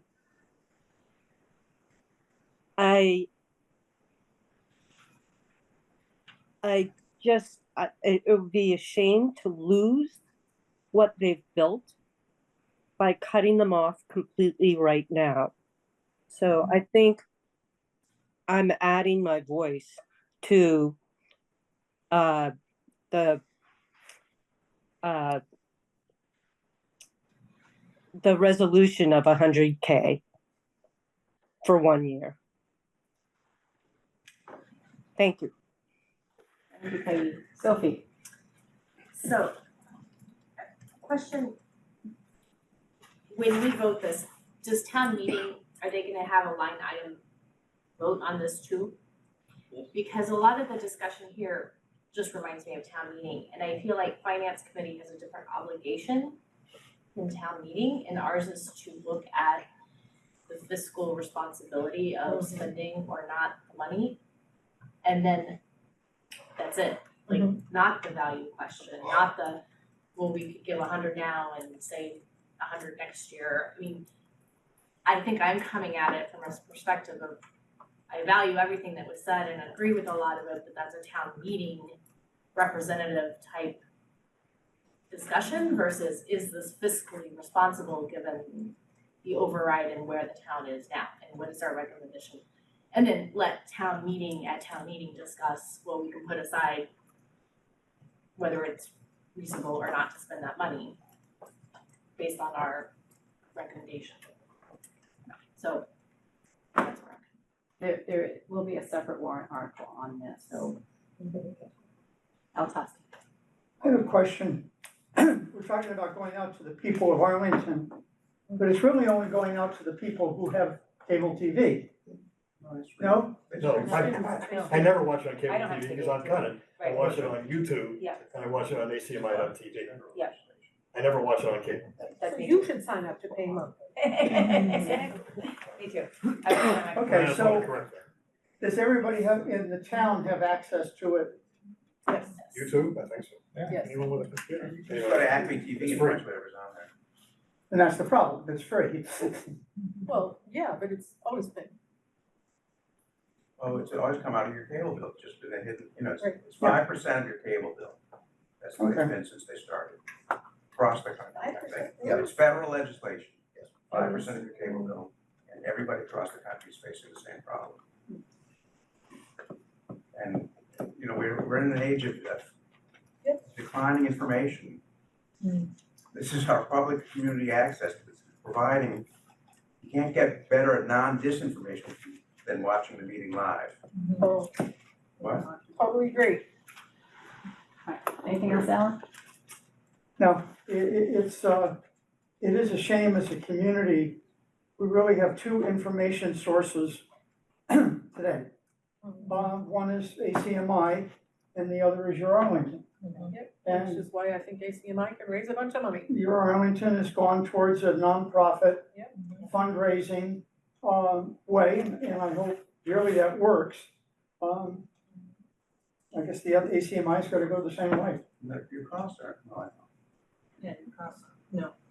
not spending as much for your Arlington as this budget, I don't think. I don't know what you've raised. Have you raised 200,000? Our budget this year is $200,000. And we have to raise it all from, there's no grant, there's no whatever. There's advertising. You have a certain amount of advertising. There's no advertising yet. Chuck? Kind of a question. So they asked for 200,000, and if we vote for 100,000, and the school doesn't approve the other 100, they have to find some things not to do. Up to 100,000. Or town meeting can vote for 200. Well, you just, within this, unless town meeting changes it. So They could. if we don't vote the 100,000 and vote zero, then they have to find $200,000 worth of stuff not to do. Yeah. Okay, thank you. Or raise $200,000. Or fill the gap, right? But they will have to do that. Topher? I was just gonna talk about Charlie's comment for the idea of some sort of offset that's basically coming out, different departments funding it. I don't know, no, other than that, I would still wanna see, let them provide the information they're supposedly working on. Alan Jones? Again, I support some sort of funding, and I do wanna think, I think what Dean's talking about is what we used to call the scream test. Kill it and see how many people scream and do it. But the problem with this is they build up something that if it goes away, it's gonna be really hard to rebuild. Which is Yeah. why I follow the concept of buying some time. Now that they've seen the gallows, and I agree with Annie, I think that if they focus on fundraising, they can get it. And we have to make sure they understand that that's what our thinking was. But again, I think it needs to be buying some time, because you can't just let it die and rebuild it. It's not gonna work. Yeah. Anything else that anyone wants to add right now? All right, we have three motions in front of us. Annie's motion for 100,000, Josh's motion for 200,000, and Topher's motion to table it until ACMI has had an opportunity to get us some more information. I will take Topher's motion first to table. So we all know what we're doing right now. We're moving to either table or not table the vote. Alan Jones. Again, could I ask, again, what's the information that we're expecting to get from them? Paul, you were the one who asked the One thing that I asked them was, what would it cost them to do just town meeting, select board, school committee, which they are required to have with their license? and see. So bare bones operating. All right, all in favor of tabling, raise your hand. 1, 2, 3, 4, 5, 6, 7, 8, 9, 10, 4. Those who don't want to table, raise your hand. 1, 2, 3, 4, 5, 6, and 1 abstention. Michael. So the motion to table has been approved. So that's what we will do. And hopefully we'll get that information soon. Daryl. Do they know they're on the hook to give us this information? Yes. And is there a date certain by which they need to provide it? None was stated. So I think we need to give them that back. I will get in touch with Noah.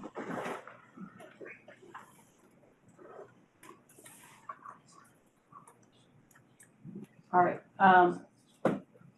Wednesday night. We'll spend much of the meeting talking with the permanent town building committee about the DPW project. That will probably take up a big chunk of time. If, they're the only ones coming in, right? So when we're finished with them, I would like to have some budgets. Does anyone? We have facilities. You have facilities. All right. Any other budgets? David? Do you wanna bring up the select board's budget, or you wanna wait? We will wait until IT is, do you have any sense of when the IT budget will be ready? Probably, we can aim for Monday or third. It sounds like Wednesday is pretty full anyway. I think the permanent town building committee will take a big chunk of time, and then facilities. Yeah, so. And if we have any other, maybe we get some word from some of these committees that we're still waiting for. Sophie, I don't know if you'll be able to get any more information, but we can, we'll for that.